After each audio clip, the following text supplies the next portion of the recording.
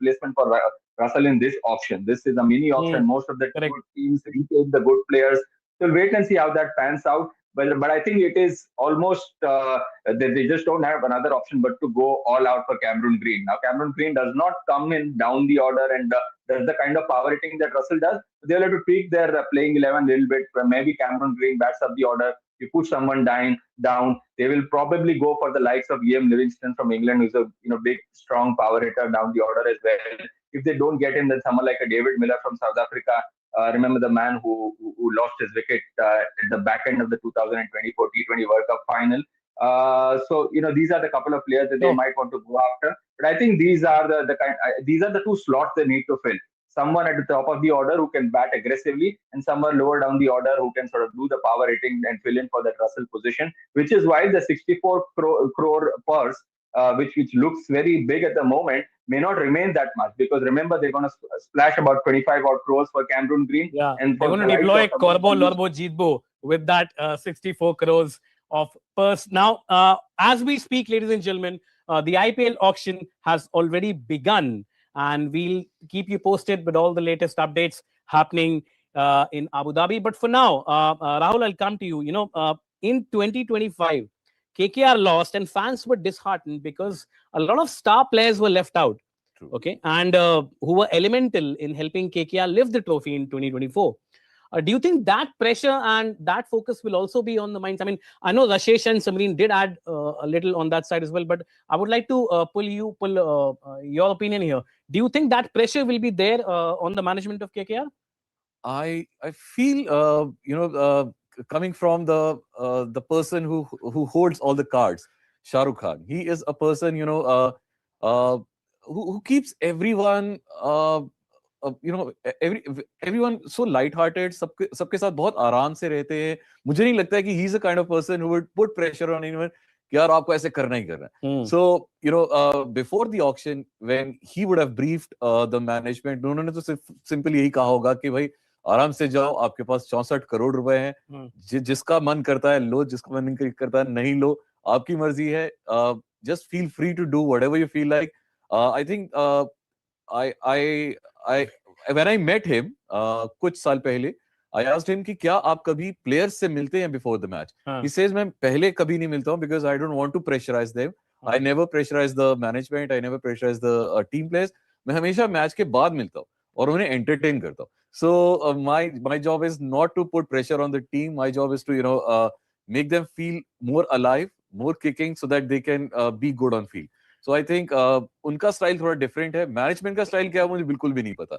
Maybe. But yes, what if it comes to Shah Rukh Khan, the kind of person he is, Juhi Chawla the kind of person she is, मुझे नहीं लगता कि team management पे कोई pressure होगा. Maybe Shah Rukh Khan will give that Chak De India speech instead of 70 minutes. He'll say 64 crore है तुम्हारे पास, इसको संभाल के आराम से खेलो. But KKR, of course, the focus will be there. Let's move on to the other big team where a lot of action is expected, and they also have a very big purse. Chennai Super Kings. And when it comes to CSK, every fan has one prominent question. I'll pose that question to you, Samreen.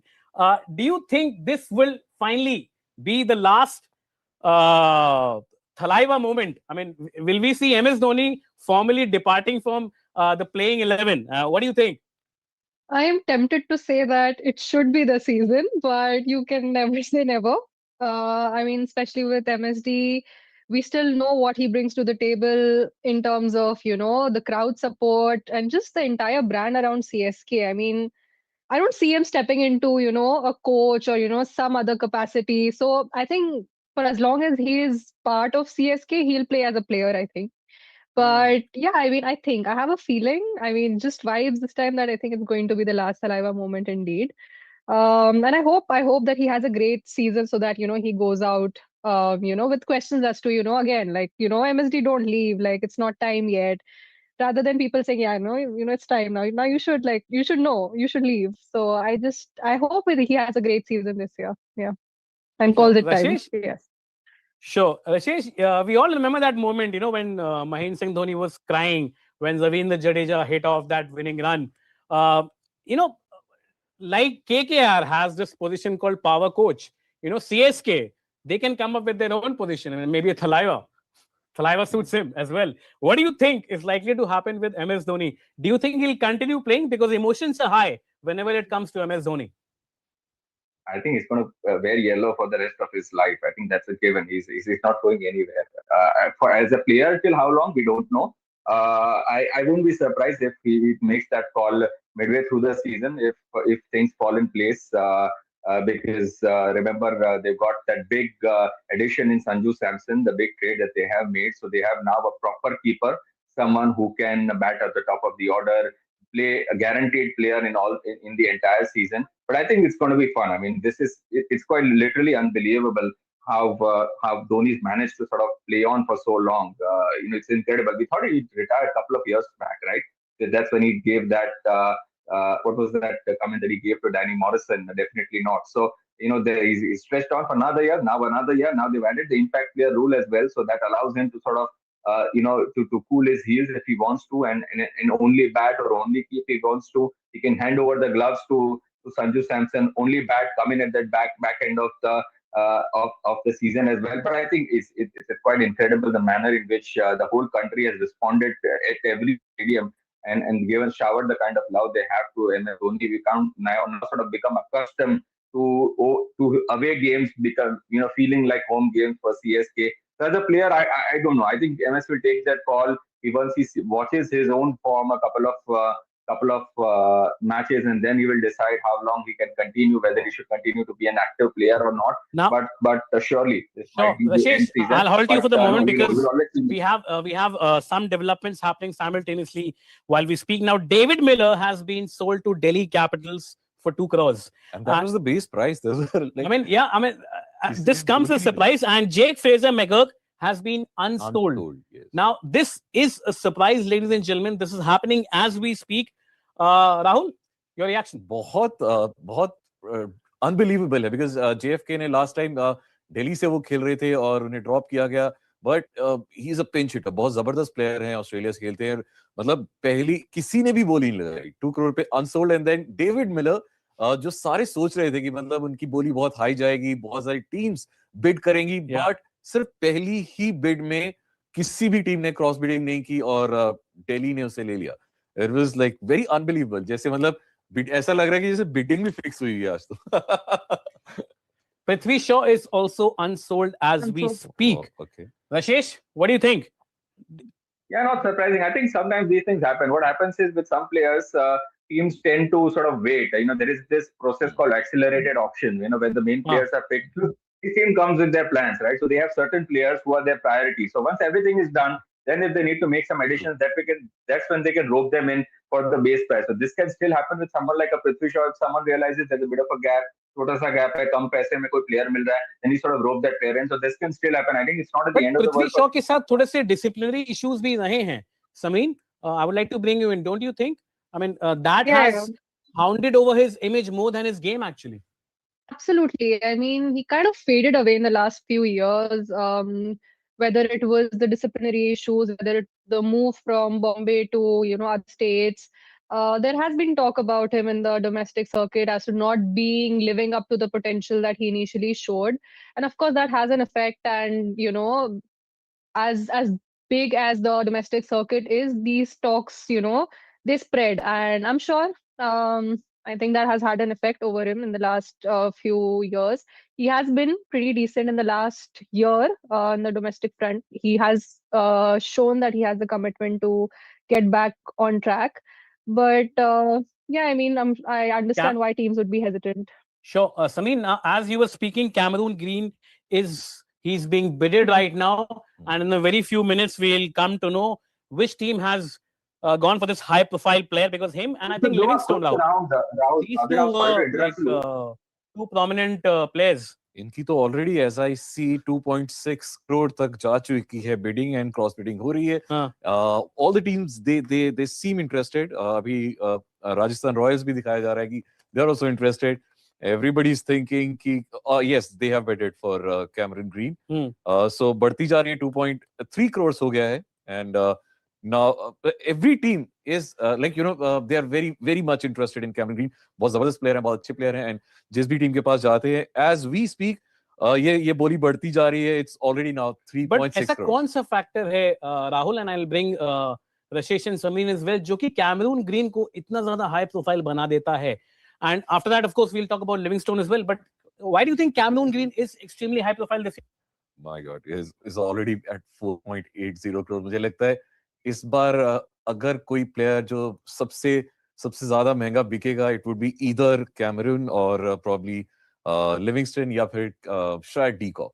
I think his ability to hit sixes out of the ground बहुत जबरदस्त है, and मुझे personally I really like this player. Sure, Samin. CSK is not even bidding, as we hear. Yeah. CSK is not even bidding for Cameron Green. Yeah. Traditionally, I think all-rounders बहुत ज़्यादा value किए जाते हैं auction में. Especially T20 format में. हाँ. Exactly. And for somebody like Cameron Green, who has proven his mettle in the IPL, I'm sure like ये तो expected था ही, होना ही था. And the fact that availability है, he can deliver with the ball, with the bat, ये तो होना था. I mean, I'm very pleased to see Kolkata going for it, because I see him. I can imagine him in a KKR jersey, you know, middle order में कहीं bat करते हुए. Not so sure about Rajasthan Royals yet, where they fit him, and you know कैसा will he be able to like deliver to his potential वहाँ? Can they maximize him there? But yeah, I am still, oh my God, 9.4. Yeah. 9.4 as we speak. I mean, he has already crossed 10 crores of, as it was expected that Cameron Green will be much sought after. But why is he in the batters group and not in the all-rounders group, Rashesh? Cameron Green, according to you? उनका manager से भूल हो गई, so he slotted him in the batter. But I think he was lying from his feet. I mean, he's slotted then early because this gives him a better chance to sort of for his price to go up further. I think this suits everyone as well, because then KKR have to shell out more money, because when everyone has got more money to compete with KKR, that's when you can sort of rob KKR of some more money and ensure that they end up being an expensive buy for them. और कोई team से खरीदने वाली नहीं है. Nobody has got the purse that KKR has. Cameron Green is going to go on and become the highest priced player in this auction. And so eventually this is a matter of, this is fun, right? I mean, at the moment RR is competing, RR has got 16 crores. He's not going to go for 16 crores. He's going to go upwards of 20 crores. We know that. So everyone's trying to sort of rake up his price to make sure that KKR finds it difficult. Eventually you will see CSK coming into the picture as well. And that is when the real battle will begin. That is when we have to see what is the CSK analyst decided. Where is it that they're going to end as far as the bidding is concerned? Because that is when KKR will end up buying him. So, that's How, where do you think Cameron Green will end up? मुझे भी जैसे इन्होंने कहा, मुझे ऐसा लग रहा है कि it would be either between CSK और KKR, thinking about their purses. दोनों के पास बहुत ज्यादा पैसे हैं इस वक्त खर्चने के लिए, एंड दोनों ही टीम्स को जरूरत है एक अच्छे बेहतरीन ऑलराउंडर की. सो CSK डेफिनेटली ले सकती है, KKR डेफिनेटली ले सकती है. ऑलरेडी 13.25 करोड़ तक पहुंच चुके हैं, एंड आई एम श्योर ये भी बहुत कम है, इससे ज्यादा ऊपर जाएंगे. और मुझे लग रहा है कि बाकी टीम सिर्फ उस पर्स को और तोड़ने के लिए वो बिडिंग कर रही हैं. मुझे नहीं लगता कि they would definitely go for Cameron Green. अभी Rajasthan are bidding for Cameron Green, if I understand. Rajasthan have bid, I think. They only have 16 crores in their kitty. I mean, 13.5 crores is already the price. Not sure what they plan to do for the rest of the auction, but अब तो काफी obvious हो रहा है ये ploy. अब उनको थोड़ा, I think they should scale back. I think they can direct the rest of the money to us. I mean, what does our room think? What is he going to end up with? Prediction. मुझे लगता है between 20 to 25 crore. हाँ. आप लोगों को क्या लगता है?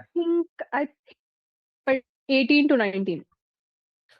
That is an intelligent guess, Rahul. Yeah, मुझे लग रहा है अभी थोड़ा सा ये slow down हो गया 13.8. हाँ, because now nobody is bidding. अगर ऐसा होता है कि अभी CSK नहीं आया बीच में, आ गए CSK आ गए 14 crore the chat. Yes. So now it will be definitely between CSK and KKR who goes for it. दोनों को जरूरत है एक अच्छी ऑलराउंडर की, और एक देखते हैं कौन दोनों में से लेगा. And as we speak, it's 14.8 already. 14.8. I mean, this is getting interesting as time progresses, but coming back to you, Rahul, usually what happens is players with very high valuations, we've seen it with Rishabh Pant, they tend to lose sheen as the performance begins in IPL. Yes. Do you think this is also likely to happen this year with players like Cameron Green and Livingstone? Yes, it happened with Mitch Stark as well. Yeah, पत के Mitch साथ Stark. भी हुआ था और बहुत सारे players के साथ पहली बड़ी बार हो चुका है.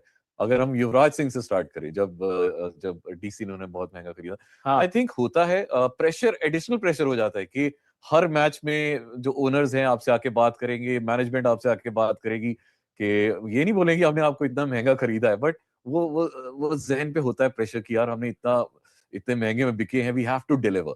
और IPL is only about 1 or 2 balls. एक बॉल में आप आउट हो जाएंगे, एक बॉल में आप छक्का मार देंगे.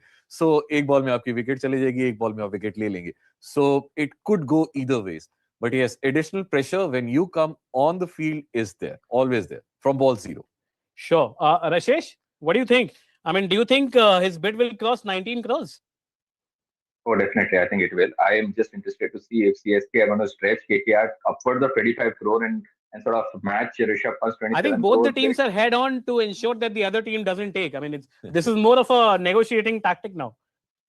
नहीं, कोई negotiation नहीं है. KKR ही जाने वाला है. KKR is going to take Cameron Green, but I think for what price is something that only CSK know, because CSK will have a limit. They only come with 43 crore and they need to make some other picks as well. They are not a complete team yet. Remember, KKR also have to do some buying in the day. So they cannot splash unlimited money on Cameron Green just because they've got 64 crore in the bank.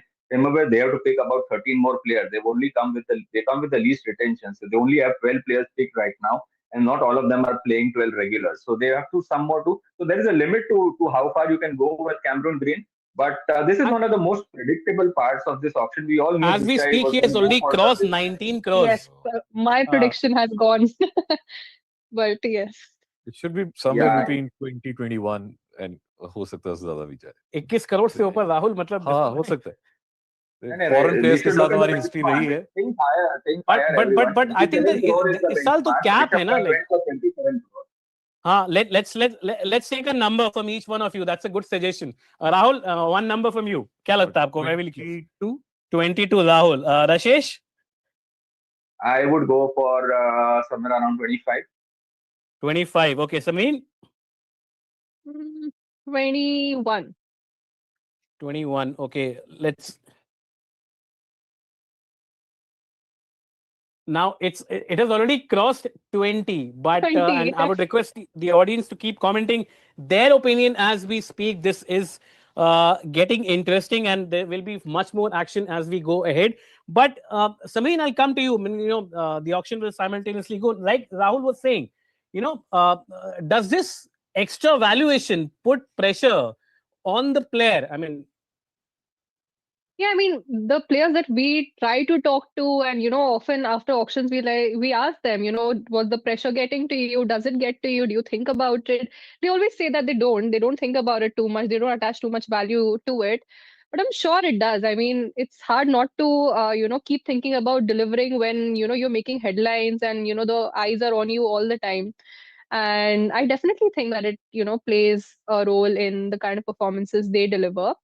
But I also think a lot of it, cricket is so much about luck, especially T20 cricket. That year, the kind of form that you turn up in, the kind of work you put in, the conditions, the matchups. If you don't do that kind of homework, you are bound to falter. So it's happened so many times. Happened with Ben Stokes. It's happened with Rishabh. So many in the past, Stark. But I think with players, with all-rounders, at least they have the reassurance, if you don't deliver with the bat, it will be with the ball. So I think maybe 2-3 good performances in a year, and I feel like they can justify that kind of price tag. It's hard to expect, or it's kind of unrealistic to expect them to deliver almost every match. But I think Abhi, it has already crossed 22 crores. Yes. 22.6.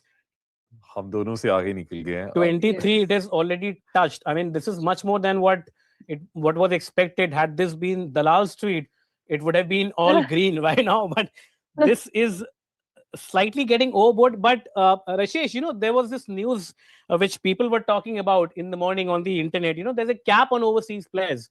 I mean, it cannot exceed beyond 18 crores.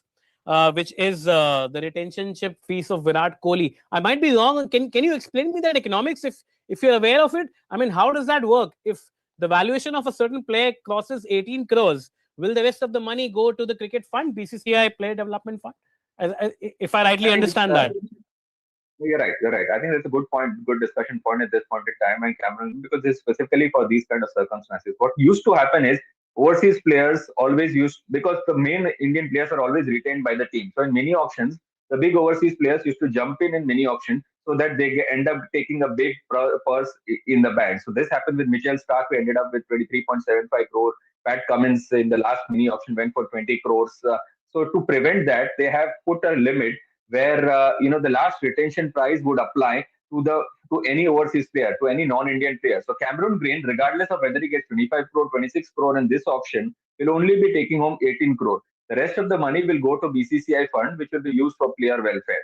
So this will be a talking point, all right, that Cameron Green ends up being the biggest prize player in this auction, but he will take home only 18 crore because there has been a cap set, a rule enforced for any overseas player in a mini auction, and the rest will be going to BCCI coffers. He's already crossed 25 crores as we speak. So, 25 already ho chuka hai. 18 is the limit, what we understand. We have to look at 27 crore now. 27 crore was the record, right? Rishabh Pant went for 27 crore. So let's see if we can go past that as well.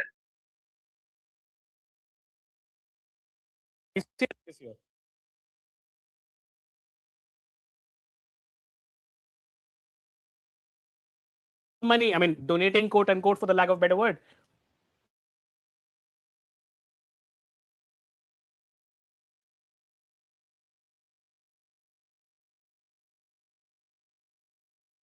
Sorry, was this for me?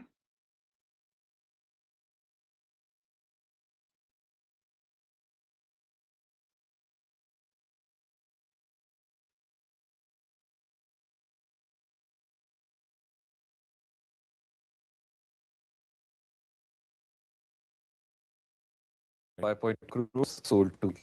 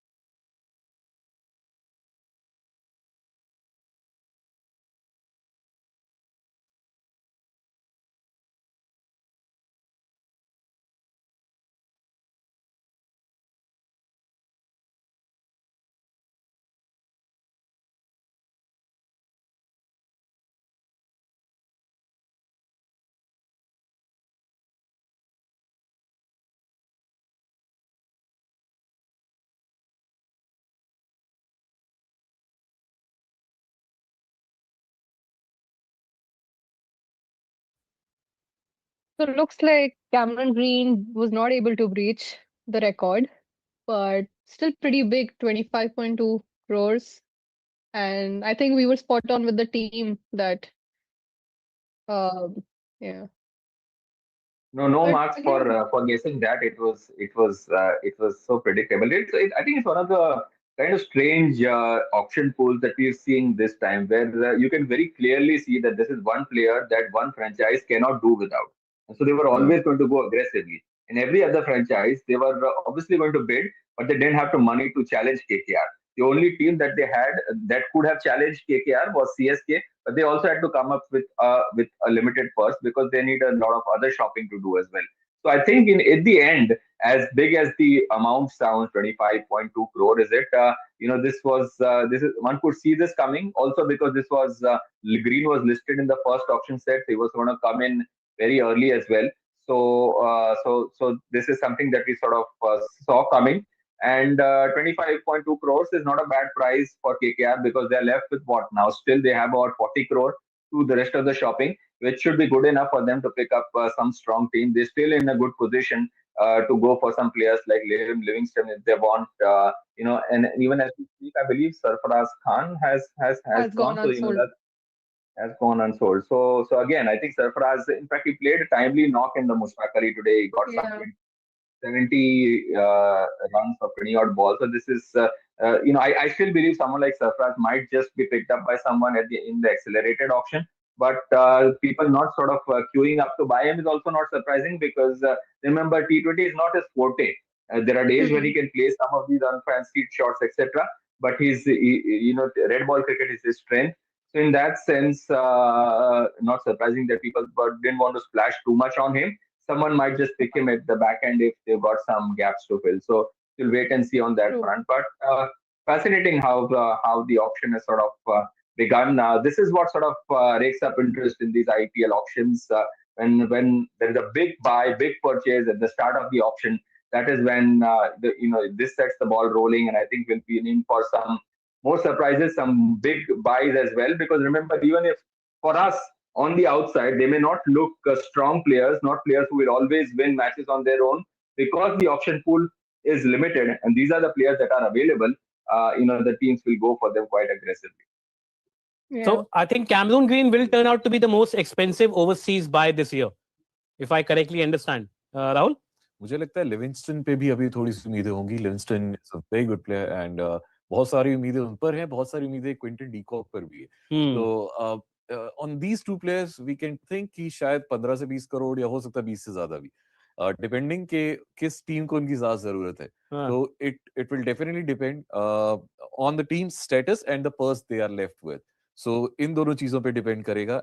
Foreign players की अगर बात करते हैं, when it comes to Indian players, something, Venkatesh Iyer was one of the most high-profile buys last year. And I think, if I understand it correctly, he was sold at almost 23.75 crores, almost 24 crores, but that did not translate into results.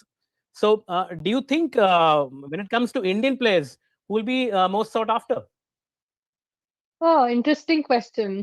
I mean, अभी तक तो जो uncapped players थे वो unsold ही गए हैं, तो I think थोड़ा हमको वही थोड़ा weigh करना पड़ेगा. But who's likely to go big? I hope a player that goes big is Aqib Nabi, Okay. a bowler who has been, he's been talked about a lot. Again, T20 is not his forte per se, but he has shown that he has the prowess to, be able to do justice across formats. Again, he's a bowler who's very good with swing early on, and that's kind of skill set that is fading away. बहुत कम bowlers ऐसे जो आप front wickets pick कर पाते. ही also has ability with the bat, so he is one player I hope goes big. बाकी तो auction dynamics ऐसे हैं कि द रैंडमेस्ट वो आपको पता Any चलेगा buy कि could अरे pop up, कोई नाम yes, कहीं से आ yes, जाएगा, and a lot of people will yeah, ask, who is he? yeah. Rashesh, what do you think? Who is likely to be most expensive Indian buy this year? Uncapped I players. wouldn't be surprised. Uncapped तो यार कोई भी हो सकता है, but I think amongst the capped players जिन्हें हम जानते हैं, I wouldn't be surprised if it is Ravi Bishnoi, because Ravi Bishnoi is a leg spinner. He's sort of very crafty T20 spinner. He's one of the known sort of India spinners who has been released by any franchise. And remember last time, and do you think Rajasthan Royals will bid for him very aggressively, because he is sort of completing the equation for them? Yeah, I think that could well happen. But they will find other takers as well. I think there will be some other franchises who will be interested and who will stretch Rajasthan Royals. But I think Rajasthan Royals will be very seriously looking at him, because they have let go of two Sri Lankan spinners in Asaranga and Thikshana. So there is a big hole there. They have brought back Ravindra Jadeja, लेकिन Jadeja को कोई company चाहिए. They need a couple of spinners who can sort of do the job for them. So they are definitely in need of a crafty leg spinner. So if it also depends on when his name comes up. Yeah, this is the other fun part of the auctions, right? Sometimes your name comes in quite late, and you already done some spending, so you're left with less purse, and then the player ends up suffering for that count. But I think if Bishnoi is expected to get good money, and I would in fact think he might just end up getting more than 15 crore as well, because quite a few teams are interested, because there are fewer Indian leg spinners in the pool. Rahul, what do you think? Uncap players में यार बहुत मुश्किल है.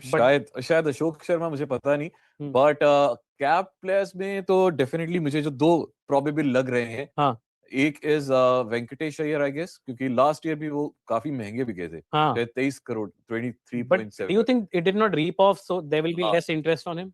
मुझे लगता है कि क्योंकि बिकॉज वो बॉलिंग तो डेफिनेटली अच्छी करते ही हैं, बैटिंग भी बहुत अच्छी कर लेते हैं. सो देयर आर चांसेस कि वेंकटेश अय्यर पे भी बिड्स लगाई जाएंगी, and Ravi Bishnoi definitely, because वो एक ऐसे बॉलर हैं जो आपको हर मैच में एक एक दो विकेट्स डेफिनेटली निकाल के देके जाते हैं. सो रवि बिश्नोई एंड वेंकटेश अय्यर, जिनके ऊपर मुझे सबसे ज्यादा लगता है कि बिडिंग जाएगी. बैट्समैन में मुझे इस वक्त कुछ जहन में आ नहीं रहा कोई जहन में आ नहीं रहा अब, क्योंकि मैं खुद एक फाइनेंशियल जर्नलिस्ट हूं, तो मैं फाइनेंस का दिमाग यहाँ पे लगाऊंगा. Sameen, I will come to you. KKR के पास लगभग 39 करोड़ बचे हैं, 39 crore. Where do you think they will deploy this fund? Will they hold on to their purses? They'll see how CSK behaves or how other teams behave. उनके दिमाग में क्या चल रहा होगा कि सही तरीके से ये 39 करोड़ स्पेंड हो, क्योंकि कैमरून ग्रीन एक बड़ी एक्सपेंसिव बाय है ऑलरेडी. I think एक दो और high profile names they'll go after, Like? but I think who else in the top order? I think they're missing the star power.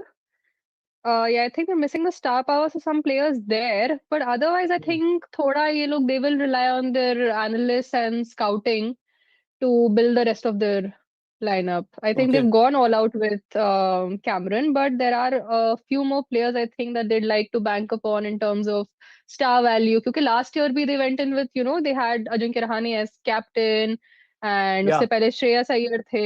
तो last year थोड़ी उनकी वही star power थोड़ी minimize होगी. Russell is gone. So I think they'll try to, get that back to, players that, the audience can relate with, so that more fans can, now get back to supporting KKR. So I think their investment is likely to be a little scattered in that sense. थोड़ा एक दो players बड़े players के पास जाएंगे, but बाकी I think they'll try to build up a score that relies on analytics and maximizing value. Sure, they use the Moneyball strategy, which Brad Pitt. I'm sorry for my bad. Which Brad Pitt used in his team. Rashesh, what do you think? Where do you think KKR will deploy funds now? No, I think the Moneyball team this year is MI because they are left with 2 crores and they have no option but to pick up players cheap, and they will end up being the gems. They go on to be remembered. Hardik Pandya was picked up by what 10 lakh.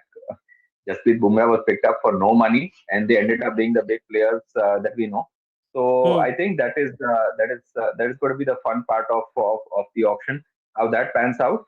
But I think KK still have a lot of work to do. They have got the whole squad to pick, because remember they haven't done too many retentions this time around. They only picked up 12, and Cameron Green is the 13th player, so they need to fill in a lot of slots.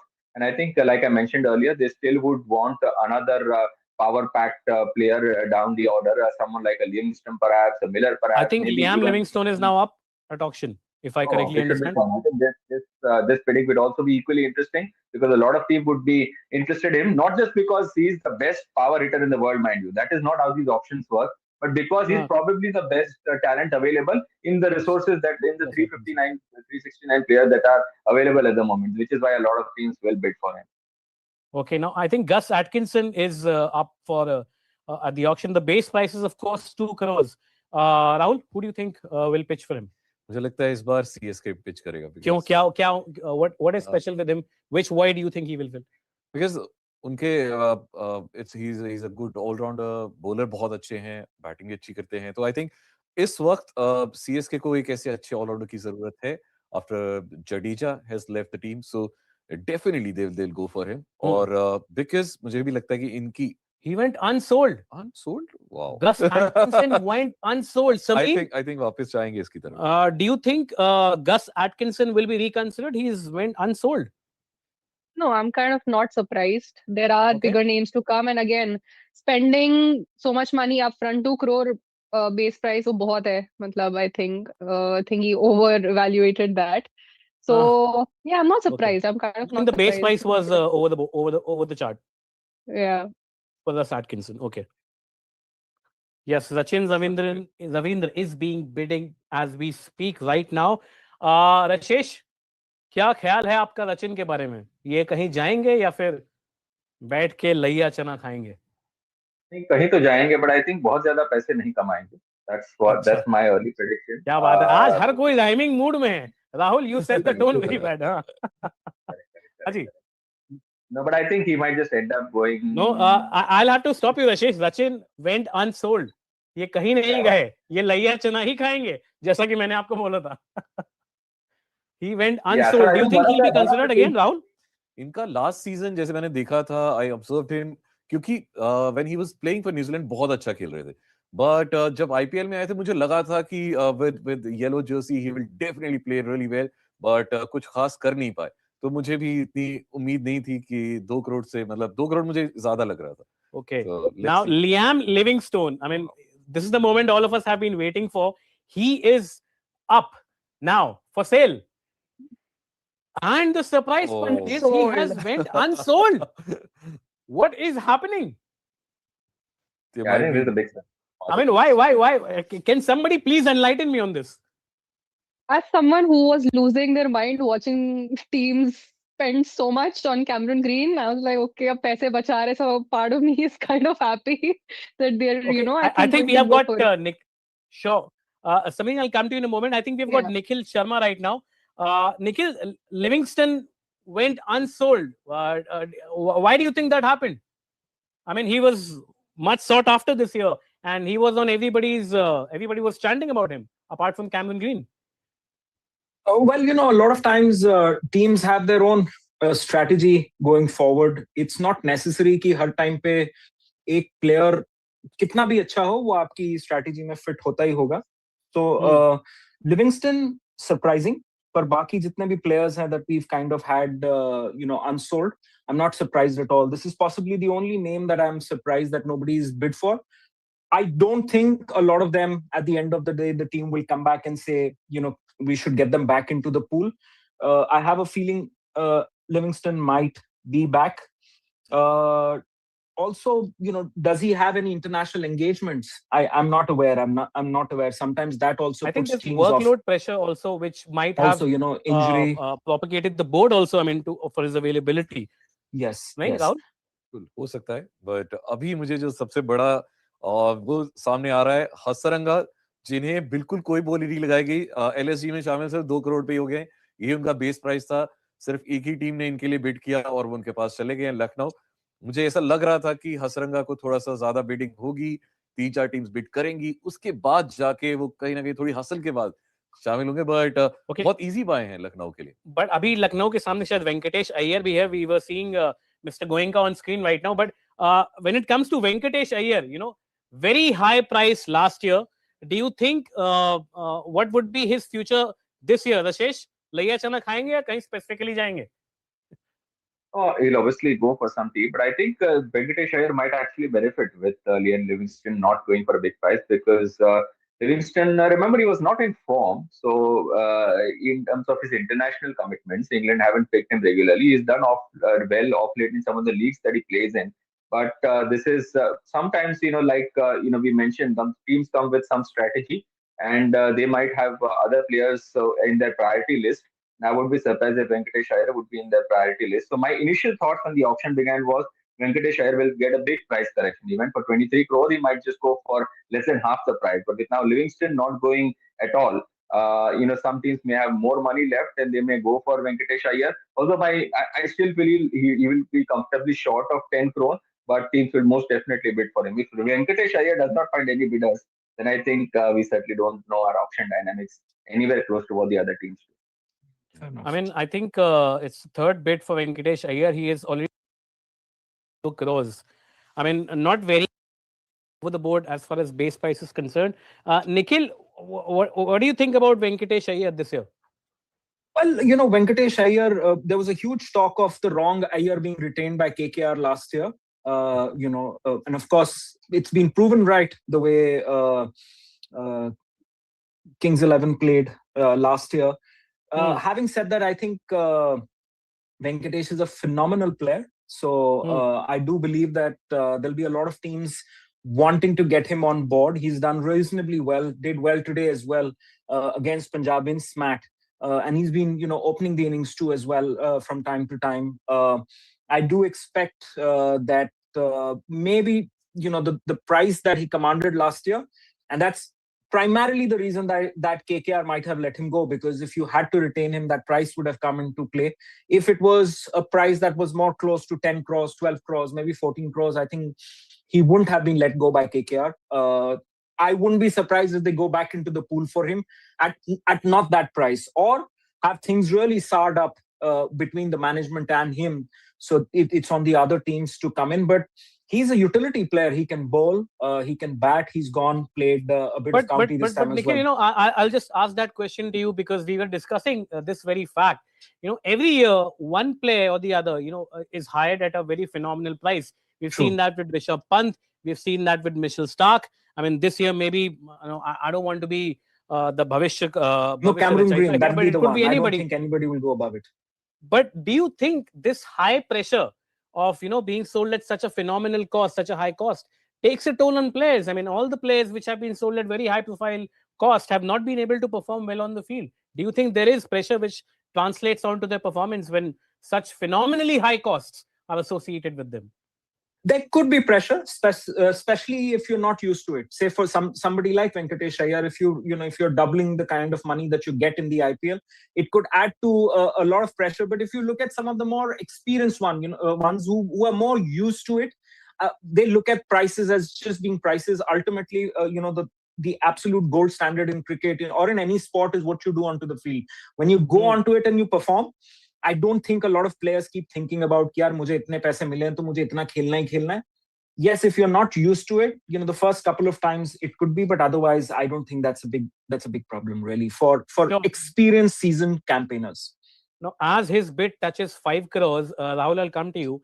KKR let him go. And like Vijay was mentioning, had the base price been around 10 or 14 crores, they would have retained him. Do you think KKR would like to retain him at a much lower cost? Definitely, because last time it was 23.7, I guess. So if at all, मुझे लगता है कि 13, 14, 15 तक अगर उन्हें इस बार available होता है KKR को, तो मुझे लगता है कि वो लेना चाहेंगे, but उससे ज़्यादा they would not invest in Venkatesh Iyer. That is why probably they let him go, because उनका पर्स बहुत ज़्यादा भर रहा था 23 करोड़ से एक ऑलराउंडर के लिए. But I'm very surprised कि अभी तक सनराइजर्स ने एक भी बिड नहीं किया. I was coming to that. Yes. उन्होंने अभी तक एक बार भी उठाया नहीं है. And they have a cap of, I think they have a purse of 25 crores.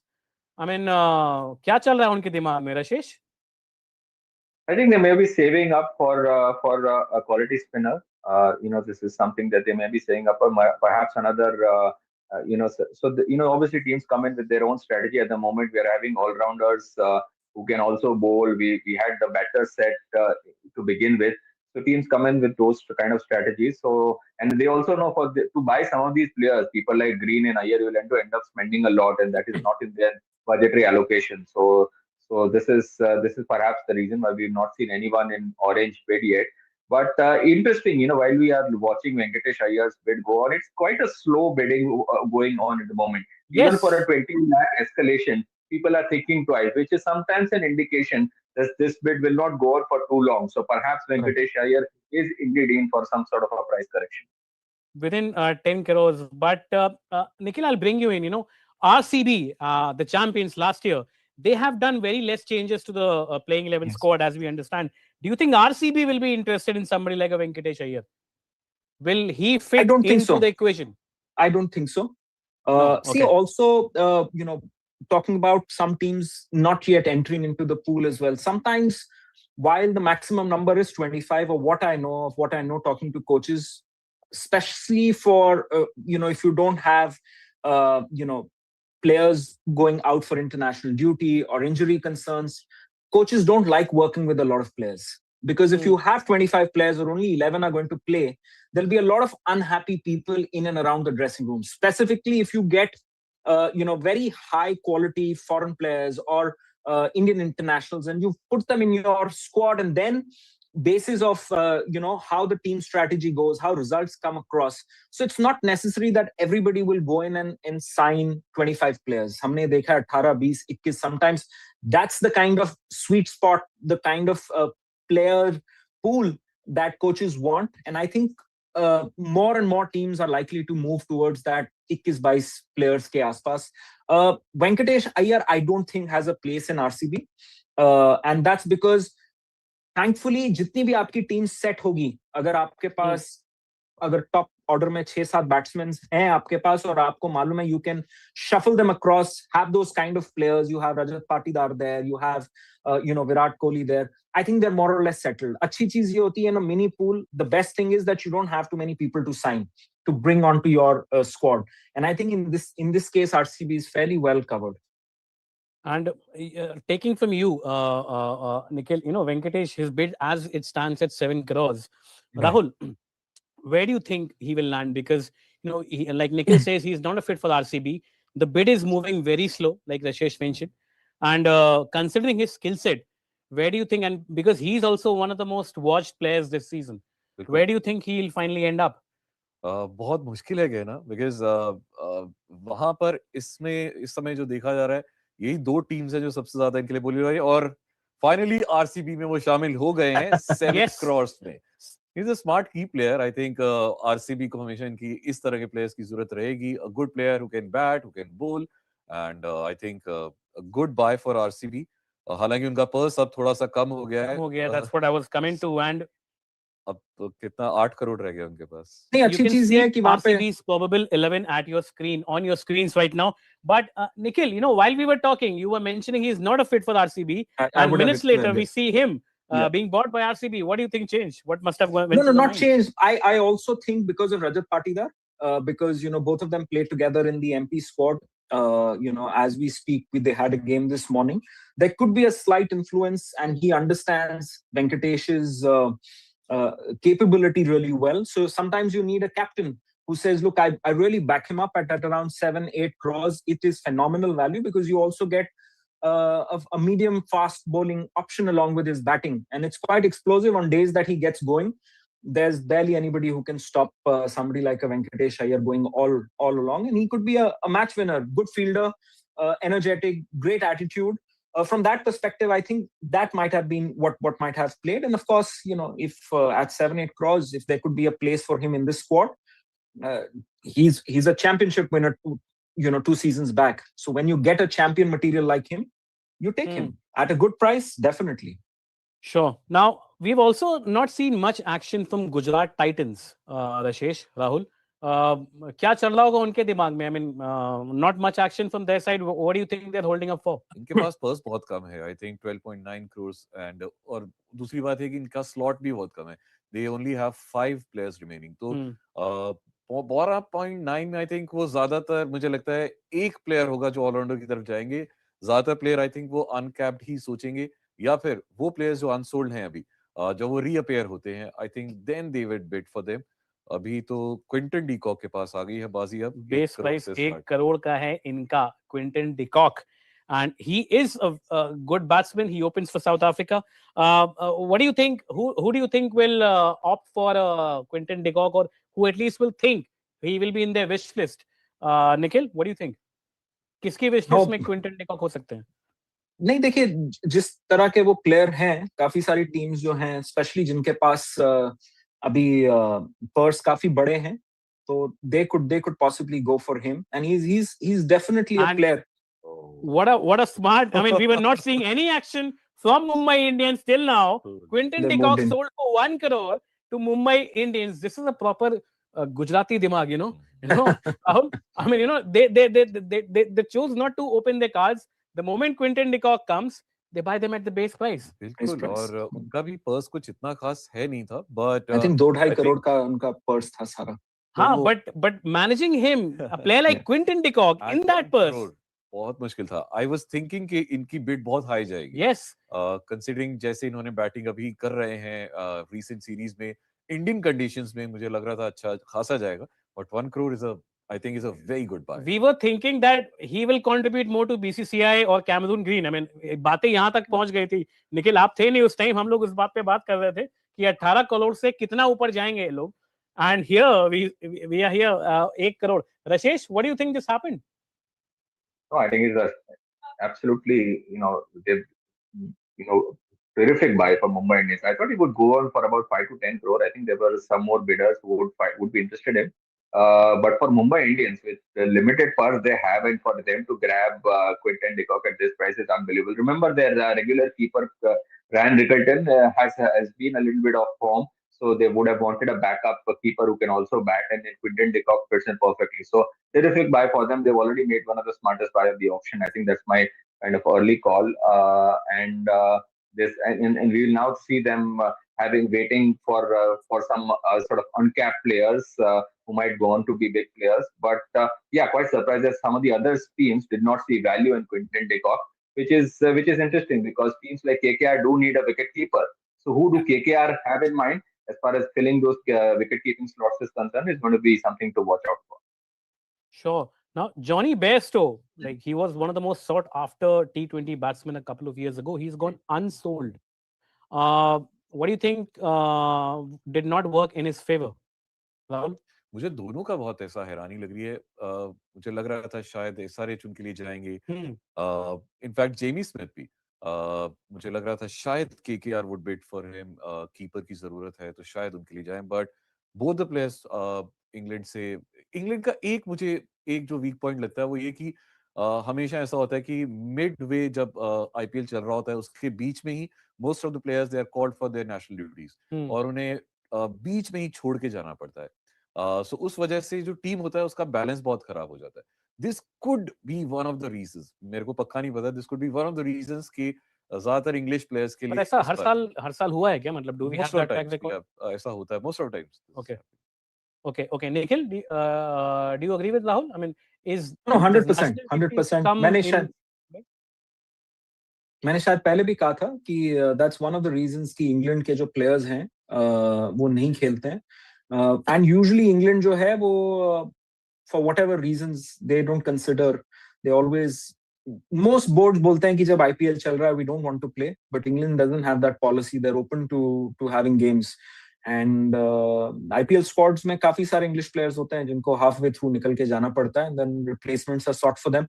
पहले because they were so good that options were sought, but आज की डेट में IPL teams बोलती है midway through the tournament is very tough to start adjusting. So I think that's a very plausible reason कि English players को नहीं sign किया जा रहा. No, as we speak, Finn Allen has been bought by KKR for 2 crores. Was it expected, Rahul? बिल्कुल. मुझे लग रहा है कि it's a good buy. Base price पे उन्हें ले लिया गया. और अभी भी KKR इज लाइक सी. अगर उसमें से हम 1-2 मटके निकाल भी लें पानी कम नहीं होगा. सो 2 करोड़ और निकल गए हैं. फिर भी उनके पास बहुत बड़ा पर्स है. अभी भी पर्स जो है सारी टीमों से सबसे ज्यादा ही है आई थिंक. तो इनफैक्ट CSK का उन टीम से भी ज्यादा है जिन्होंने भी खोलने अपने पत्ते शुरू भी नहीं किए हैं. I mean, Sunrisers Hyderabad, I'm still waiting for some big buy from Hyderabad. Rashesh, where do you think they'll open the purse? What is going on? I think they'll wait for the spinner slot. But I think just coming back to that Quinton de Kock, Finn Allen discussion, this is how auction works right now. We clearly know. I just mentioned. I wonder who KKR have in their mind as far as the wicketkeeper is concerned, and they've gone for Finn Allen. So once the analyst has decided that Finn Allen is our guy, they would not care if Quinton de Kock goes for a cheaper price to some other franchise, because as far as their thinking is concerned, they will go for the players that they want to chase. So this is how another franchise can sometimes benefit. Sometimes what happens is 2-3 teams think alike, and that is when these sort of bidding wars is what we see. So this is how sometimes things pan out in the auction. So KKR have got Finn Allen, they've got another keeper option in Angakrish Raghuvanshi, who's a part-time keeper as well. So maybe these are the two kind of players who they want to sort of, they see playing a lot more in their playing 12 in the coming season. So they went for these players. But so far as some of the other teams like SRH is concerned, they will wait for their own strategists, their own analysts to give their suggestions. And maybe they are waiting for some other slot, just as to sort of fill in those slots as well. But let's also talk a little about Kings 11 Punjab. सारे 11 करोड़ का purse है, Nikhil, and the second lowest out of any team, in a stark contrast to the approach in the previous auctions gone by. Why do you think, मतलब आपके हिसाब से Kings 11 Punjab की क्या strategy हो सकती है अभी? Because they also have not been like in any form of action so far. जब आपका one of the best results आए IPL में इतने सालों के अंदर, तो आपको जरूरत नहीं है काफी कुछ चेंज करने के लिए. You want to go ahead with the same strategy. Sport के साथ एक चीज तो कॉमन है कि अगर आप अच्छा करें या आपको लगे कि हम अच्छा कर रहे हैं. See sometimes you don't win, you don't go to the top 4, but you are in top 5, top 6. You have played well by and large. the good thing to do then is not to make too many changes. Try and keep the squad as much together, because जब अगले साल वो आएंगे तो in terms of they understand what the ethos of the coach is, the captain is, the ownership is, how do things work. And I think Kings 11 के साथ ये हुआ है. दूसरी चीज जो मुझे लगता है अभी भी uncapped players का जो pool है, that'll be very very exciting. मैं बहुत excited हूँ उसके बारे में, primarily because अगर आप smart follow करें, you will see such brilliant players coming through. And that's one of the reasons that, जो cap players हैं वो unsold जा रहे हैं. अगर आप सरफराज खान की बात करें, पृथ्वी शॉ की बात करें, हमने काफी बात की इसके बारे में. I was around. I feel there are a lot of younger boys coming through in SMAT, and you will see teams really going for them, right?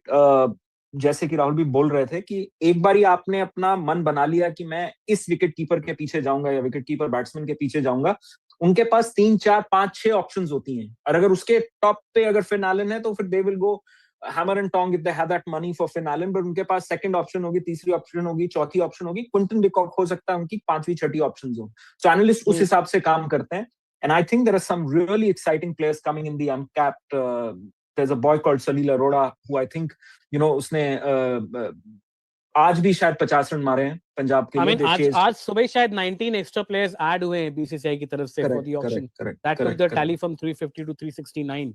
Right. Do you think there will be more buys in that category? Because everybody is falling. और आप मान के चलिए कि most IPL franchisees invite these boys, these uncapped boys, over to their camps to say कि हम आपको देखना चाहते हैं, हम आपको सिनेरियोज देंगे, आपको 19 रन मारने हैं 6 बॉल पे, आपके लिए लेफ्ट आर्मर है, राइट आर्मर है, फास्ट बॉलर है, ये कोटला की पिच है.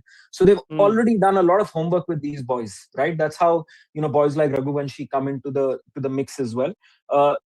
My guess is if they're going so easy in this pool, then it'll hot up because they've already identified किन players को हमने लेना है. आप अनिकेत वर्मा की बात करें, लास्ट ईयर एसआरएच के लिए खेले थे. तो वो कहाँ से आए थे? वो एमपी के लिए नहीं खेले थे, वो एमपी अंडर 23 भी नहीं खेले थे. Where he played was the MPL, and वहां पर he was the highest run getter. बहुत fast खेले थे, and suddenly he came in and started playing for SRH. So scouts all over हैं. आप आज की डेट में इतने T20 लीग्स चल रहे हैं, हर जगह पर एक आईपीएल टीम का स्काउट बैठता है. And they're very very good analysts, scouts, people who are trying to get. So sometimes you get very strangely befuddled कि ये players ला कहाँ से रहे हैं. But cricket पे आज की डेट में आंखें सबकी हैं. Everybody is tracking these players really really closely, and I think ये जो uncapped players का pool है, will be very interesting. Sure. Now I think अभी auction पे थोड़ा सा break है. Until that time, let's talk about the spirit of Indian cricket. I want to understand from all three of you. ये जो नया एक जो रूल है जिसपे बहुत डिबेट भी चल रहा है online. I think a lot of audiences, international IPL fans are debating कि ये जो कैप है, the retention cap, like highest bid is 18 crores. Okay.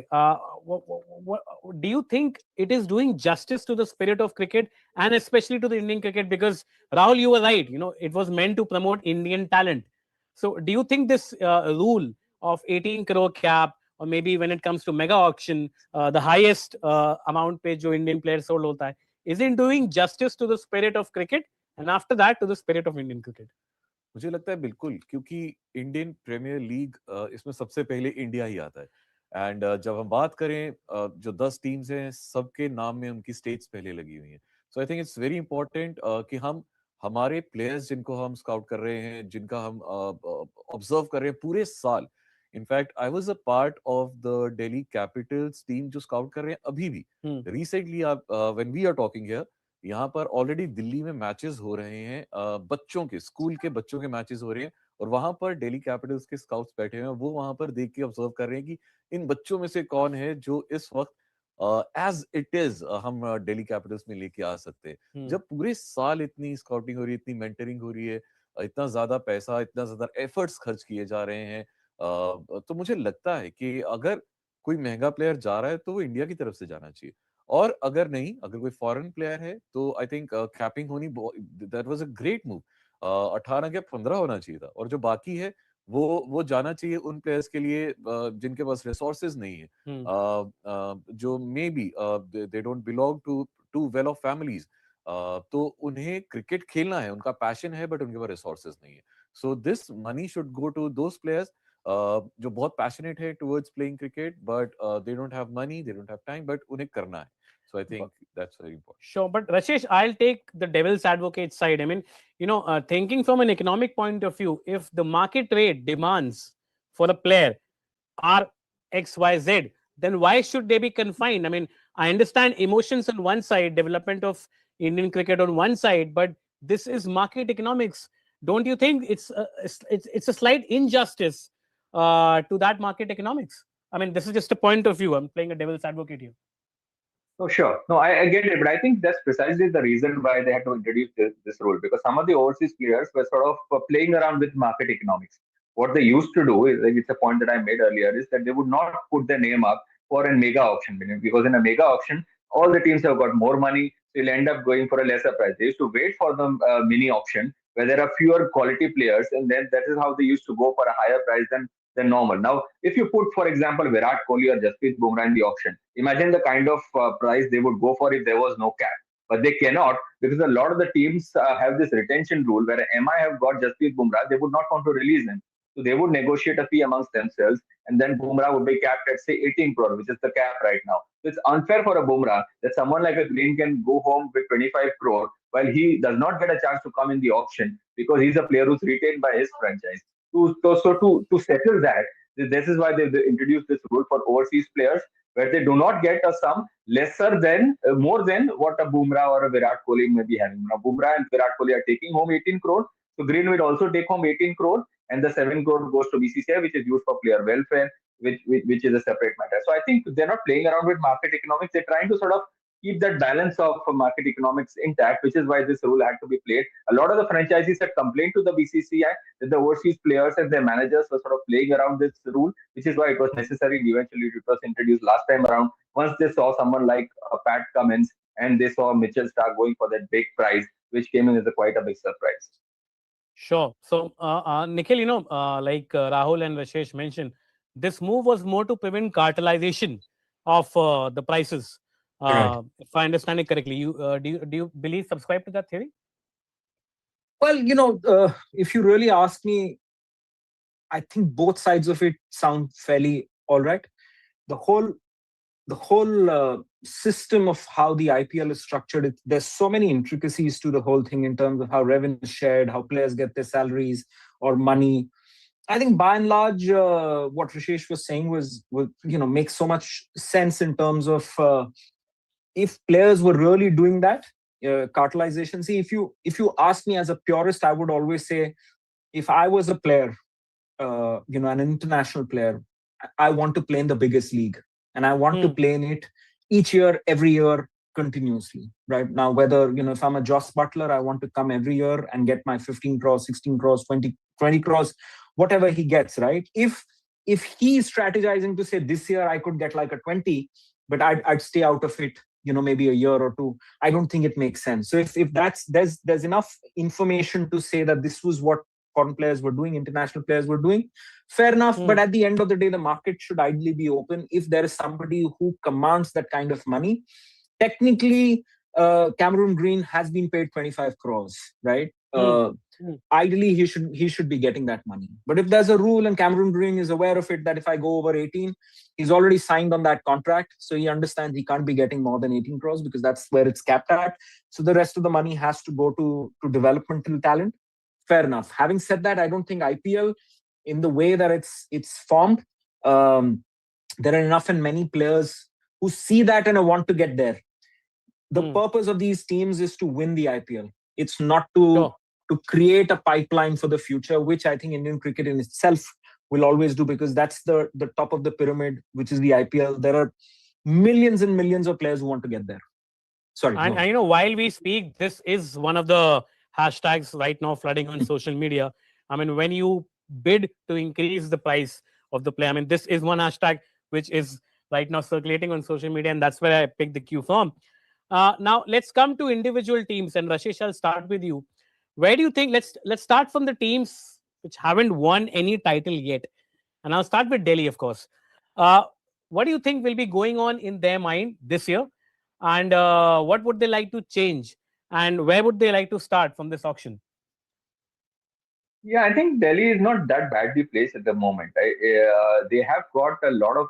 In fact, if there was no option today and they were forced to pick a playing 12, they have a reasonable team to go with. They would need some reinforcements, of course, but it's not a bad team. They made some smart choices. If anything, their bowling is a little suspect with I mean, people so like is Kings Natarajan, 11 who was. Punjab. They haven't won any tournament, but they were the runners-up last year. So, Yeah, of no, course, the no. So teams it's are not about. bad, but when No, their I can understand you minds. are sitting in Delhi, so you want Delhi Capitals to win.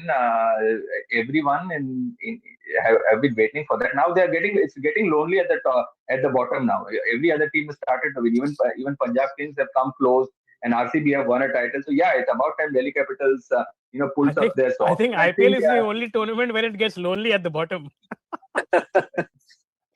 Yeah, please continue. no, but I think I hope they know who their captain is. Akshar Patel led last time. I hope they are sure that he's continuing to be their captain because there were some conversations. Some people were not completely sure if Akshar is the right choice in terms of his tactical acumen, etc. The other option is KL Rahul, but not sure if KL Rahul wants to lead anymore after his experience at Lucknow Super Giants. And I don't think there is any captaincy candidate available in this option amongst the pool available. So it's all likely that Akshar will continue to be the captain. But I think Delhi Capitals do need some overseas players. I think they've got a lot of overseas slots booked from what I last checked. So this is something that they would need to fill in as well. In fact, it's interesting that Delhi Capital did not utilize the full quota of 4 overseas players in a lot of the games last season. So they went with a Right. lot of India-based playing 12. So they might want to correct that because if got quality away players available from the overseas camp, why not use them? So I think they've Hmm. got some money left, about 20 odd crore. They might use that to pick some quality overseas picks and we'll wait and see which are the particular slots they want. KL Rahul at the top, so they might want someone in the middle order. They might want some quality fast bowler from the overseas category as well. And of course, now, Nikhil, I'll come to you. I mean, the other team which has been in the news and along with them has been the team management.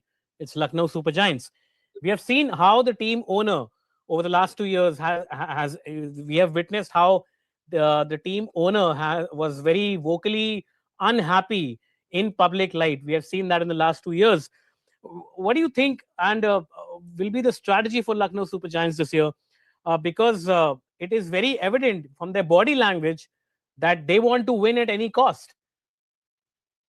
No, if you look at Mr. Goenka overall, he also owns Mohun Bagan Super Giant, and in the ISL, and by and large, it's the highest spending club in India. They want to win at every cost, at any cost rather. So he has that aggressive streak about him. It might not be for everybody. People look at it and say, "Oh, we are playing the gentleman's sport. He shouldn't be this way. He shouldn't be that way." I don't want to get into it, but I think that franchisee wants to win at all costs, right? What it takes is and especially when Gautam Gambhir was with them, they got fairly close to that title as well. So it's not that they've been laggards in certain sense of way as well. So they were fairly close at that point in time. But this is the nature of the IPL, that almost every year you will have like a new squad. There might be so many factors that come into play. Sometimes, the coach might not, by the time they get the hang of how the squad is, half a season is over. So you've really got to hit the ground running, and you don't require a huge number of wins to be close to qualifying as well. It's not that, if you're playing an X number of games, you have to win 80% of the games. Anywhere close to 50, 55, 60% of games, if you get a win, you're likely to get into the playoffs. So from that perspective, I think LSG are very aggressive. If there is a player that would make sense to them, I don't think Mr. Goenka is the kind of person who would shy away from going for that player and getting him into the mix of things. It's always better to have a settled squad. So I think most of the teams have that. If today you had to have most of the teams, barring maybe a KKR or a CSK, to go in and have their 11, 12 players who they choose to play, I think they would have it. LSG would have it as well. Now, how on paper, sometimes teams don't look good. I remember last year talking about RCB and saying, oh, maybe they're a player short here, maybe they're a player short there. Didn't quite happen. Somebody like Krunal Pandya came in and shocked everybody, right? And by the end of it, you thought, how valuable is a player if he could do that, right? The way he bowled, he was bowling bouncers as a spinner, right? So you never know what comes out of the bag sometimes in cricket, in sport. So not everything can be done on paper. So I think teams have their thinking hats on. By and large, most of them get it more right than wrong. So let's see what happens. I think they should be in the mix of things, most of them. Delhi Capitals, I wish them the best. If Kings 11 have turned the page, hopefully Delhi Capitals can too soon. Sure. Now, unpredictability is the name of game, of course, when it comes to IPL. Now, but what is the name of the game when it comes to Pakistan Premier League? And that is my next question. I'll ask that to you, Ashish. Faf du Plessis and Glenn Maxwell have already migrated to Pakistan Premier League. For players like these, who are high-profile players, who have been at the peak form for many years, what is the strategy which is going on in their mind while they move to Pakistan Premier League? Well, anybody who leaves the IPL and goes to PSL knows they're going to get unsold in the next time they put the ring in the auction. IPL is by far the most competitive league there is in the sport. And so I think some of these players, obviously, getting over the hill, they foresee that. They know of the gap in competition between a lot of the other foreign leagues and IPL. And I think that is one of the reasons they're going to PSL. They're not choosing the Pakistan Super League over Indian Premier League. It's just a realization of where they stand and which point in their career, and they know they might be able to contribute more for a franchise in the PSL, which is obviously a layer below. Remember, these two leagues are clashing, right? So the best players in the world are going to be playing in March, April, and May in India. The rest of the players who are not the best T20 players around, they will be playing in PSL. So I think it's just a gap of competition, and some of these players making those choices. Nick, what do you think, Nikhil? Oh, it's he's hit the nail on the head as well. The best T20 league in the world is the IPL, right? The only one possibly even who can think of competing with the IPL is the Big Bash. The PSL, for all it's worth, is nowhere close. And I think as players, you understand that, look, my time here is over. It's not something that I can compete in. It's not something that I will get picked on. So I've got to choose sides. You might as well choose a side which can further your playing career. You can earn a little bit of money. If you're going to go to the IPL, it is brutal. You see some of these players not being picked by squads. If Faf was to come back, I don't think he's going to be picked anymore. So he's kind of realized, I don't want the rigmarole, this kind of intense pressure and being under the microscope. It might be better off at the PSL, and they might be offering him something lucrative as 1-2 players. Sure. But if you're the best of the best, you've got to come to the IPL, which I don't think at this point in time those players are. Just agreeing with what Rishi's had to say. Sure. Now, going forward, there is, of course, a set of key players who are due to come for auction. Ashish, where do you think this auction is headed to, and where will we see maximum action? And which are the players where you will find a lot of contestants vouching for them going forward from here? तो party शुरू हुई है. There is a lot of action to come. I think that the big buys is probably still there. I think he will come in the overseas fast bowlers category because remember, there are not too many quality Indian pacers who the teams can bank on. Yes, there are some smart uncapped players that teams may want to pick. Someone like an Ashok Sharma, who's this big strapping fast bowler from Rajasthan. But again, he's an unproven player, so you wouldn't want to go overboard with him because he would take time to develop. Someone like an Akib Nabi from J&K might he may have some bidders and teams can be chasing him. But there are some other overseas fast bowlers who are more proven performers. Someone like Matt Henry, for example, from New Zealand, Duffy from New Zealand. There are a few other options as well. So those are the kind of fast bowlers that the team will go for. I think that is that one category, the overseas fast bowlers category, that we should keep an eye on, because that is where we might see some big buys other than the big prediction that we made about Ravi Bishnoi going on for a huge now. Overseas fast bowlers, that is the group you are looking at. Nikhil, what about you? No, as I said earlier, I'm looking. सबसे ज़्यादा action हो सकता है अभी आने वाले नहीं, अब सही कह रहे हैं. With overseas fast bowlers, अगर आप मुझसे पूछे तो मैं तो uncapped players का जो category आएगा उसमें देख रहा हूँ, because I think exciting talent वहीं से आता है. जब आप IPL देखते हैं and you see some players breaking through and you think यार ये कहाँ से है, then you look through their their credentials and you realize कि SMAT के अंदर usually they've really done well for a couple of seasons, and these are अच्छी चीज क्या है आईपीएल के लिए कि आज की डेट के अंदर as we speak, I'm so sorry to interrupt in between, Nikhil. Matt Henry has been unsold. I mean, the bidding started again, and Matt Henry went unsold. I mean, again, this is the surprise don't seem to end. Why do you think that happened? I mean, any comment on that?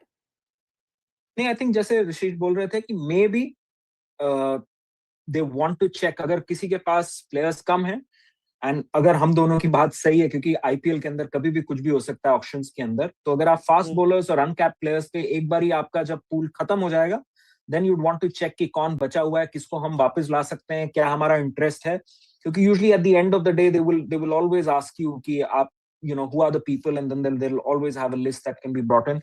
That's the only plausible reason, because पैसे काफी हैं सबके पास. Also, I don't think her team 25 players लेने वाली है.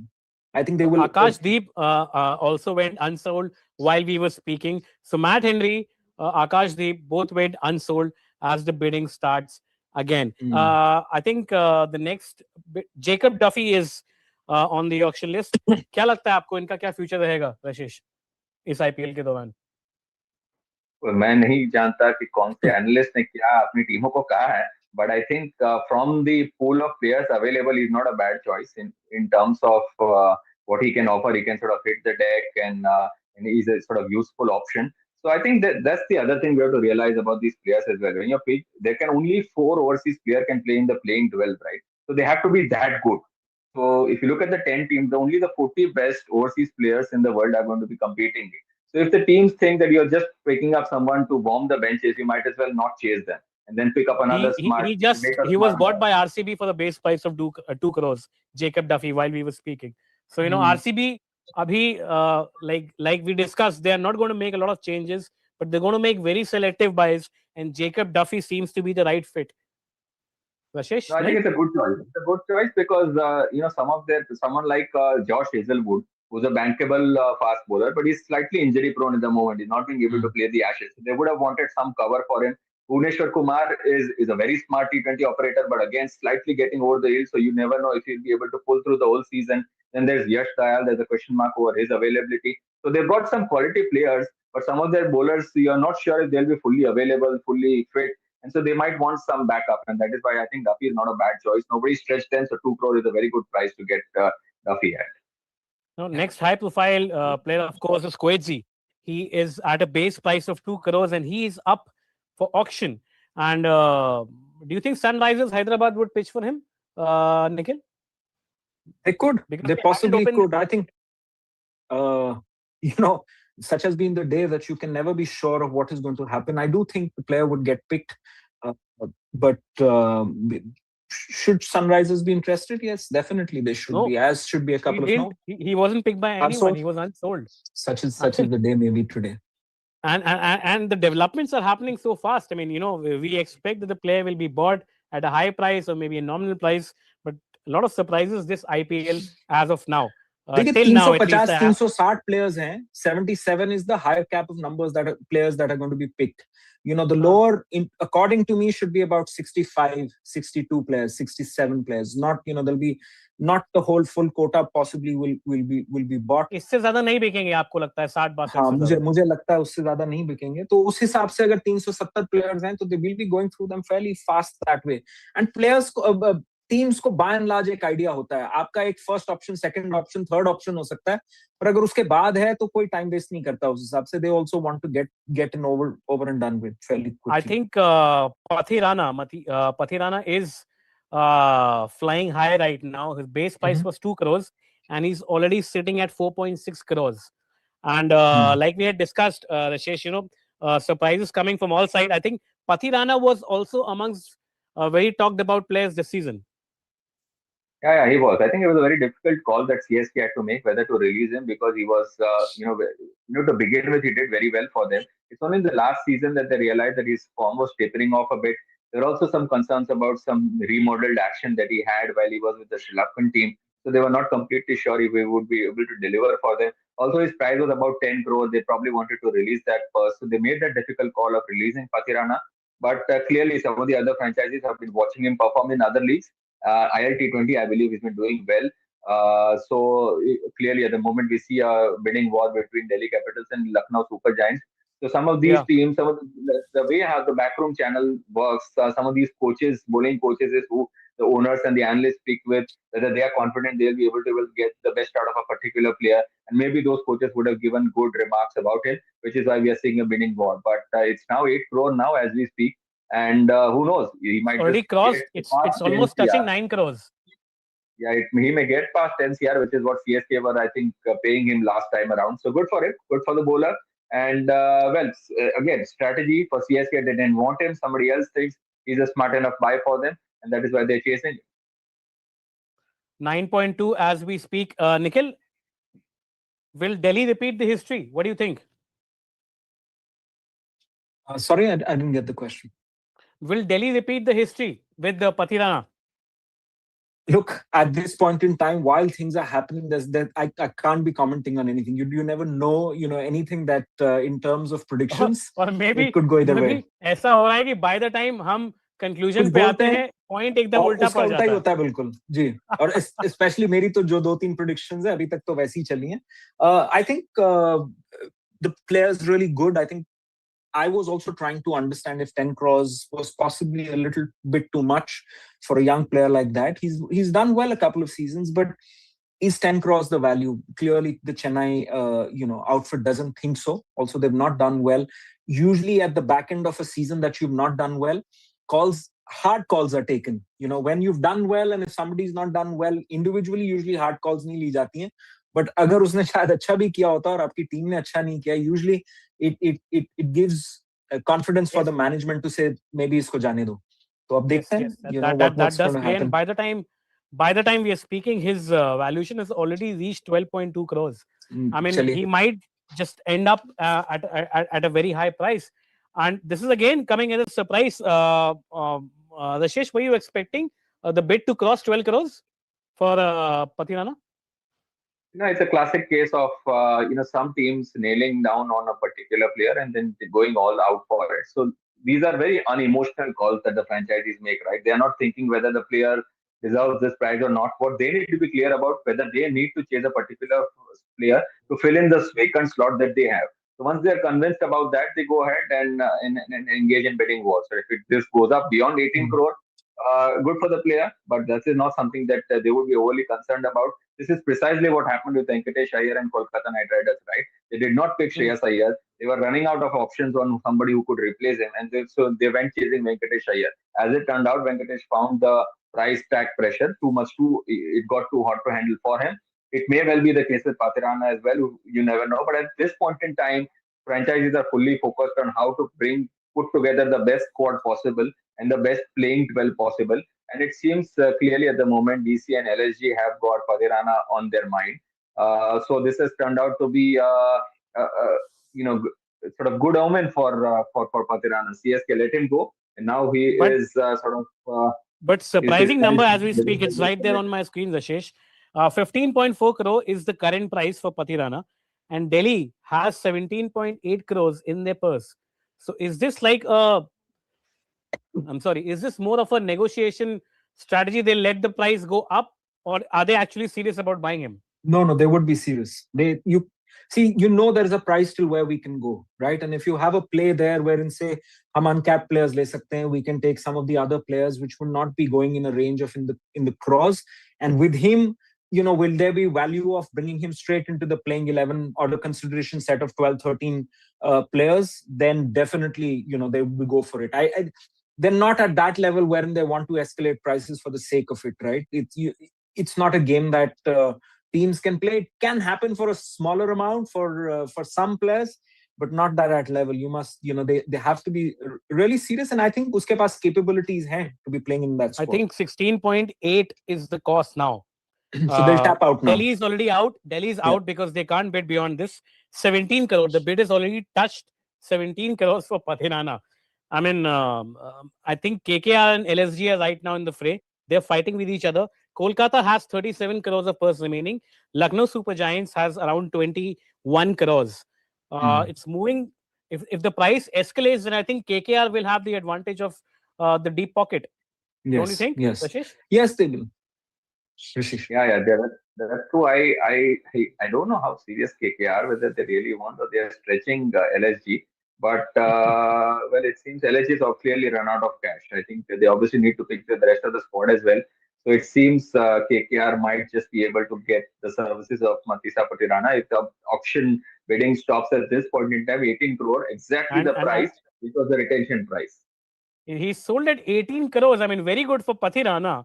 But, KKR eventually buys him for 18 crore rupees. Price justified, Nikhil, do you think? Question mark? Maybe his Yorkers and, they believe that there's something that he offers, maybe at the death. Something that's stuck with the KKR management, with their coach, maybe with with Mr. Iyer, that this is the boy that I can put there. Because with 18 crores, you're not looking at a squad player. You're looking at a short player, at least for the first 5, 6, 7 games, whatever is it that he gets. And if the team does well, I do think there's something that they've seen in him in terms of firepower. And most likely in T20, it's usually if you're fast, if your action kind of gets people troubled, his action does get. And if you have the capabilities of delivering Yorkers at will, which I think the boy has, he has fair bit of skill. But if you see the money, the way KKR is deployed, at least till now, 25 crores plus for Cameron Green and 18 crores for Pathirana. Do you think going forward, there will be more big volume buys, or will the money be split? Because they still have to buy a lot. If you really look at it, usually आपके 4, 5, 6 बड़े players जो होते हैं, वो आपका majority पैसा वहीं पे लग जाता है. उसके बाद, there are uncapped players, there are capped players, there are even international players. You're seeing de Kock going for a crore odd, right? So you've got to get into the hunt for maybe 4 to 5 players who you consider as core to your squad for that year. 4 or 5 players, that's where you go big. And I think that they will have enough and much money. Usually, again, as I said, I want to come back to it. Not everybody's looking for 25 players. You are looking at maybe anywhere between 19 to 22 players. So you're not going to buy, hopefully they don't buy 25 players. And at the same time, they're not all of them will be big time players, like proven players who you want to bring into your playing 11 straight up. So I think this is a guy that both these guys are guys that they want to have in their playing 11, which fills or plugs some holes that they've identified. So more power to them. It won't be scattered. You might as well see them going for another 4 or 5 crore players. If they want Ravi Bishnoi, I think he'll go fairly big as well. So, but Ravi Bishnoi is another player जिसके ऊपर सबकी निगाहें हैं. अभी हालांकि उनका रहेंगी. अगर आप देखें तो last year RR ने UZ Chahal को जाने दिया. He went to Kings 11 and performed really well. I wouldn't be surprised if RR wants to bring Ravi Bishnoi in, fairly similar in terms of how bowlers are. And unka squad काफी टूट गया था because they'd done reasonably well the year before. And the moment they had to leave, Joss Butler went, they had to let Yuzi go. They kept most of their batting squad in, right? And that did not fire. They had a lot of changes. So they might go for a lot of these players right now. But अगर हम trades की बात करें, like Sam Curran and Naveen Jadeja going to Rajasthan Royals, Rashesh, how fruitful are these trade-offs in the long run? And what is going on in the team's mind? If I try to understand from a fan perspective. Yeah, we see a lot of these trades in football, right? We see a lot of these trades in football leagues. We haven't seen as many trades in IPL until this year. So I think it's about time this happened more prominently in this season. A lot of the teams have been smart enough to do that. I'll give you an example of Mumbai Indians. They brought in someone like a Shardul Thakur, a Sharfin Rutherford, and Mayank Markande. All 3 players at a collective price of about 4.9 crores. Now, if you sit in the auction and look at all the dynamics and the team strategies, etc., there's no way you'll be able to have these 3 players at this kind of a price. You might have ended up paying more than 10 crores for it. So, in that sense, it's a smart choice. Now, this is something that KKR did not do. They decided to go for the auction and then pick certain specific players that they wanted to go for because they were not convinced they had a strong enough player. Mumbai Indians were just trying to strengthen their team, so they used the trading window effectively. So it's different strategies for different teams, but I think the trading window, if you can use it effectively, is a more reliable way of picking up, building your squad rather than relying on auctions. Now, as we speak, Ravi Bishnoi has been put out for auction. And of course, the base price is 2 crores. And like everybody said, he will be watched, most sought after, one of the most sought after right now. And as we speak, the price has already touched 2.6 crores. CSK and Rajasthan Royals, both of them were expected to bid for him. are right now locked in in a price war, and I think it's 3 crores. It's already touched 3 crores. इनके बारे में मैं आपसे prediction अब करने को नहीं बोलूंगा निखिल, बट किधर जाएगा ये, मतलब ये गुगली किस तरफ जाएगी? देखिए, मैं as I was saying, RR let Yuzi Chahal go, right? अब आप टेक्निकली देखें तो आईपीएल का सबसे सक्सेसफुल प्लेयर है, बट हैविंग सेड दैट किसी किसी की स्ट्रैटेजी होती है कि क्रिकेट जो है, और ऐसा मुझे लगता है, ऐसा किसी ने बोला नहीं है, you know, you go heavy on the batsman sometimes and you say we, I think that's what RR thought, कि हमें बैट्समैन लोड करने हैं, क्योंकि it is about outscoring teams here on. You know, of course, everybody has a different view. Sometimes people say raw pace नहीं मिलती. I think raw pace चाहिए, raw pace चाहिए. A lot of people talk about it. मुझे समझ नहीं आता है वो. Every time somebody bowls over 150, IPL बोलती है इसको साइन कर लो. चाहे उसकी 150 वाली बॉल आपको हाफ वॉली पे मिले, चाहे उसको उसका कोई कंट्रोल ना हो, बट 150 देख के आदमी पागल हो जाता है. So everybody has a different strategy, but I think ये कहीं ना कहीं this is also in the DNA of Indian cricket, Nikhil. You know, we run on high on emotions. हाँ, 150 फेंकता है जी. अब वो 150 किधर फेंकता है, कैसे फेंकता है, क्यों फेंकता है, sometimes we don't get into it. And of course, I think RR went batsman heavy last year. They let somebody like Yuzi go. You look at how well he did for KKR, for Kings 11, despite, you know, with his injury concerns, etc. Ravi is fairly similar to Yuzi in a lot of ways. Fairly similar. Of course, the experience that Yuzi has a very different outlook too. So I think RR will go strong for him. Having said that, you know, CSK has a lot of budget. He's somebody who could go into and fit into playing 11s of both the teams. So देखिए, and he's already close to 5 crores, and I think CSK still has 43.4 crores left. I mean, they haven't spent one penny till now. Correct. I think now they're opening their purses. So I think they will go heavy going forward, and Rajasthan just have a budget of 16 crores. So it'll be interesting to see where it goes from. If Rajasthan could get him anywhere close to 10-12, I don't think they will tap out too easily.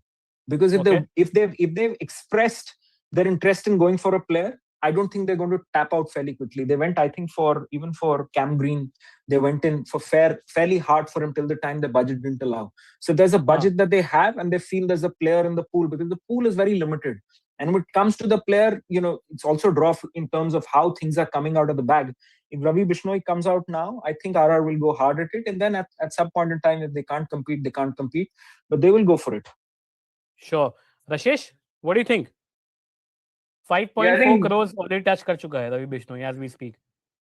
नहीं, और तो ऊपर जाएगा, ऊपर definitely जाएगा. And I think SRH is another team who might be interested in him. So I'll we'll sort of keep an eye on whether there is another franchise who might enter the bidding war as well. Yes. But clearly RR have got a limitation. They don't have a strong enough pulse. So I think Nikhil is right. About 12 crore beyond that, they probably might not be able to go for it.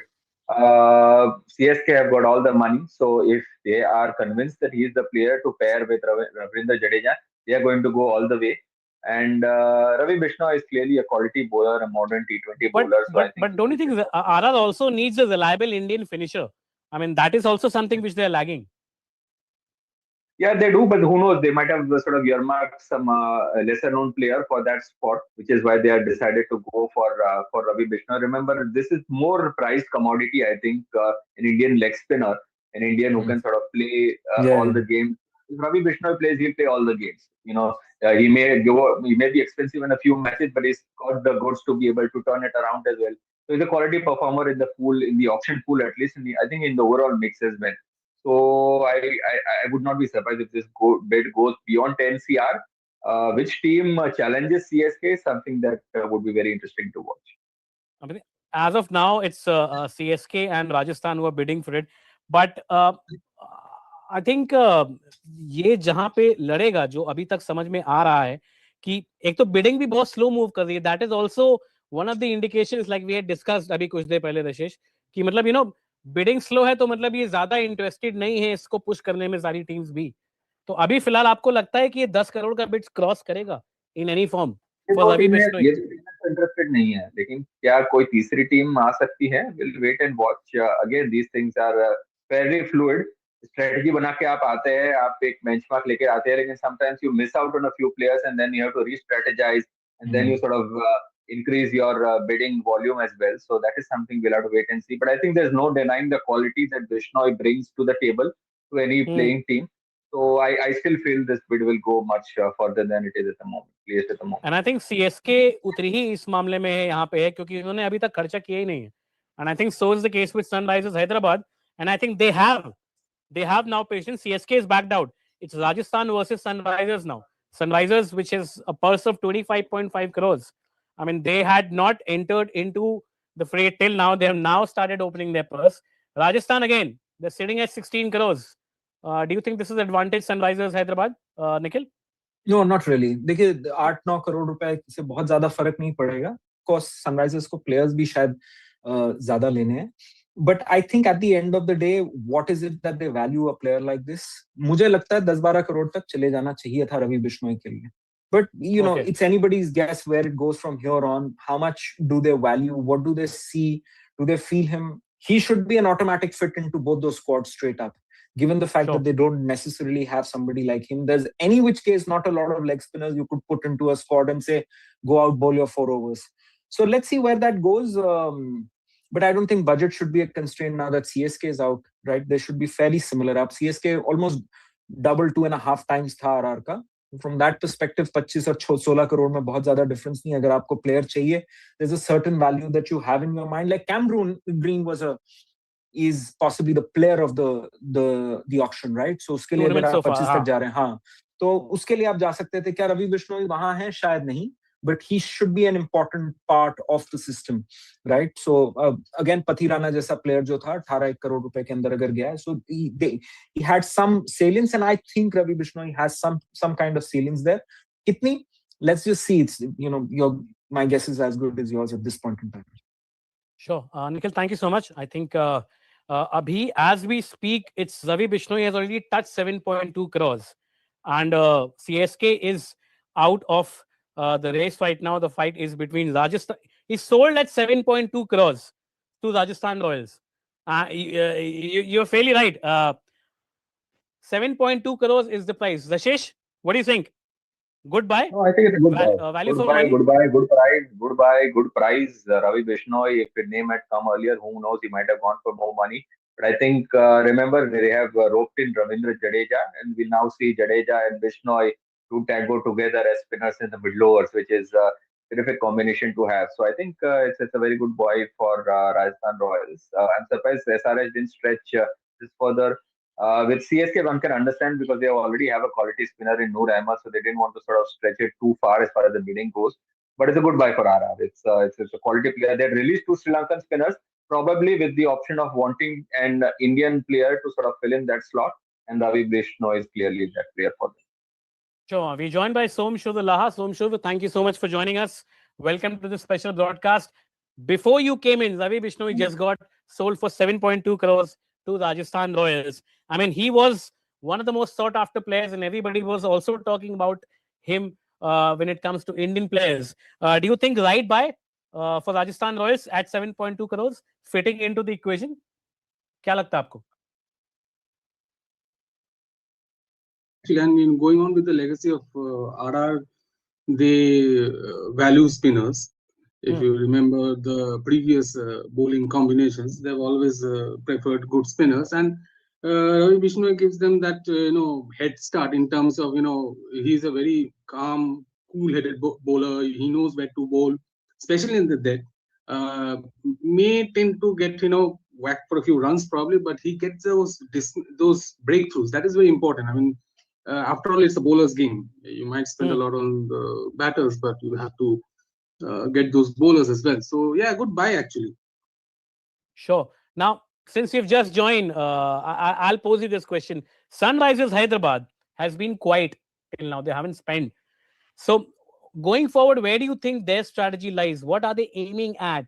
And where will they open their purse? Yeah, I'm actually very surprised, and with CSK as well. What are they doing with that purse? I mean, because the players are slipping out. The one thing that I feel that the unsold players, they will come back. Now the thing is the strategy always has been like once the entire round is done, the IPL then asks the respective franchises for the players if they want them to come back to the auction. So you will expect some quick bidding and very short base price sells for those players. Everybody was thinking either with Livingstone, they will bid high because he was also one of the most sought after players. But to everybody's surprise, he went unsold. So that came as a surprise to everybody. He should come back. I think he should come back. You think he'll come back? He will come back. Rashesh, क्या लगता है आपको? Livingston should buy some buyers, but again, it depends upon where the auction is placed at the moment, because that accelerated auction will come in much later in the day, right? So it depends upon who is left with how much money. अगर पैसा नहीं है तो आप नहीं ले सकते, because his auction, his base price is 2 CR. But I think the fact that the people did not have him in their first they had not slotted him as their first choice means that they will not go overboard. If somebody's got a vacant slot available, they might be able to rope him in at 2 CR the base price. But I think it's one of the surprises of this auction that nobody bothered to go for a power hitter of his quality with the limited quality in the overall pool of players that are available. But even with Akashdeep, I mean, every Sunrisers it was expected that Sunrisers would target Akashdeep as well, because he would be rightfully fitting into the equation, but that also didn't happen. Akashdeep, I think Shom might be able to tell us. He lives closer to where Akashdeep plays his sport. But I think Akashdeep, if this isn't his format, right? I mean, Akashdeep is more of a red ball bowler. If you pick him up in an IPL squad, he will more be a bench bowler to begin with. He might play the occasional game. So obviously, with most of the teams having a lot of their players, they're playing 12 sorted. I'm not surprised nobody went for it. Sure. Now the thing with Akashdeep is that he's a very good death overs bowler, right? So I think there's some strategy going on. I mean, he will be targeted, but I think Rashesh is right. I mean, no one is trying to go overboard. If you look at the overall buys, I mean, keep aside say Pathirana or Cameron Green, the franchises have been, I think, bordering on overcautious when it comes to buys. So I don't know what the strategy is. And if you look at the bidding process of Ravi Bishnoi, it was so slow. So everyone was taking their own sweet time. They were discussing and all that. You don't see that often with a player like Ravi Bishnoi. So I think the mood is very cautious. So do you think it's also because franchisees have also learned their lesson that overbidding on one player doesn't often reap results? I mean, we have seen how. I mean, with all the you can learn all your lessons you want, but there will be one emotional buy or there will be one impulse buy. You can always expect that in an auction, right? I mean, if you compare the 2008 auction to this one, so obviously the teams have learned a lot. I mean, they have evolved a lot. The strategy is not emotion based. It's a lot based on the matchups and data and etc. But there will be some emotional bias, I'm sure. I mean, not everything can be numbers based. Sure. Now I think there's the break for the auction. In the meanwhile, I'll ask you this question, Mr. Laha, what I had been asking to other panelists. When it comes to CSK, do you think Thalaiva retiring this year, or do you think he's likely to continue something with some designation like a power coach or maybe a Thalaiva, just that he's not playing with CSK? Do you think this is the retirement year for Mahendra Singh Dhoni, or you think he's likely to continue? I think they're still trying to find a position for him. I mean, what will you do with MS Dhoni? You don't know. I mean, he can't be coach. He's more than an ambassador. He's more than an icon. He'll be a co-owner. क्या होगा? Co-owner. Yeah. I mean, we can expect that. Maybe a Rajya Sabha ticket for him as well. Probably. I mean, and I think to answer your question very directly, I think he will play. But I think this time probably the franchise will finally say, okay, let's just give him a break. Let him choose the games. Okay, so as of now, you were seeing that he was choosing when he will enter the game, and more or less in the 18th, 19th over, he was like really keeping himself away. Now probably you might see that phase where he's picking and choosing the games. See, the thing is this for CSK, as long as Dhoni is in the ground, it's all that matters. So whether it's in even if it's in the dugout, I mean, you have to take into consideration his physical parameters. It's definitely on the wane, right? I mean, the guy is not getting younger, so you have to keep that in mind, and you have to really be cautious and clever with him. So that way, I don't think they will. Dhoni, you can't set a date. You can't set an expiry date on that guy. Definitely, especially when it comes to CSK. So I mean, it's wait and watch. No one can predict these things. Sure. But going forward, do you think CSK also needs a quality spinner, and they haven't opened their purses in a very exorbitant manner? I mean, CSK and KKR were expected to go on big shopping spree. KKR till now has purchased two very big players. CSK, on the contrary, has not been very active so far. So I think where do KKR you think they're going ahead with this? Yeah, KKR have basically done their shopping, the major part of the shopping. And with regards to CSK, I don't know. I mean, they should have targeted Pathirana. I don't know why they didn't go for him. There is always this, they didn't also go for Rachin Ravindra. I mean, that was a little mysterious to me, because CSK always tend to go for this good boy type of players who do their jobs, and he's young. He could be like groomed into something for them. And we know Rachin has a connection. He always prefers coming to India, playing in India. And with CSK, there was like some kind of bond already happening. To let go of that was a little surprising from their end. And to be very honest, I mean, I don't get this strategy of not loosening that purse. I mean, that's a lot of money, and the players are quickly slipping out. Players are going. Yeah. What do you think is going on in their mind, Rashesh? अभी तक खर्चा क्यों नहीं कर रहे हैं? क्या सोच रहे हैं वो? क्या कोई अलग से स्ट्रैटेजी निकलेगी जिसके हमको दर्शन होंगे आगे चल करके? I mean, क्या चल रहा है उनके दिमाग में? What are they thinking? Had you been in their place, what would you have done? If I was in their place, MS Dhoni would not have been playing. But clearly, I'm not. But I don't know. I think it's a very curious situation because they've got a lot of money left, and some of the expected big buys are gone, right? I mean, Livingstone, Miller, it is that slot of a power hitter. Those are gone. Pathirana, they released and they didn't go for him. Cam Green is gone. So they probably have a few smart buys in their mind, perhaps some of the uncapped players who they expect there would be bidding wars, and they want to sort of reserve some cash for that. Who knows? Maybe someone like an Akib Nabi. I think their bowling is a little weak. If you look at their overall bowling stocks, they don't have an established, too many established bowling names other than their top spinner, quality spinner in Noor Ahmed. So maybe they're looking for some pace reinforcements, and maybe some of them may come from the uncapped category, maybe someone like an Akib Nabi. So I think those are the categories as well. But I still believe they still got some work to do. See, the good thing is they've done a lot of the repair work in the back end of the last season as well. They did not start well, but they roped in people like a Dewald Brevis and Ayush Matre, etc., Urvil Patel. Now all these three players are expected to be their playing 12 regulars. So they've sort of sorted their batting to a great degree. Now I think they need to focus on their bowling, and this is perhaps where they might have some surprises in store for us. And I think RCB is done with their shopping as well. I mean, I don't think they will be seeing much action happening from their end as well, because their playing 11 is pretty much sorted now. Yeah, RCB are well placed. I think one bowler, they needed a backup for one of the fast bowlers, and they've got that place sorted now. So I think RCB are very well placed.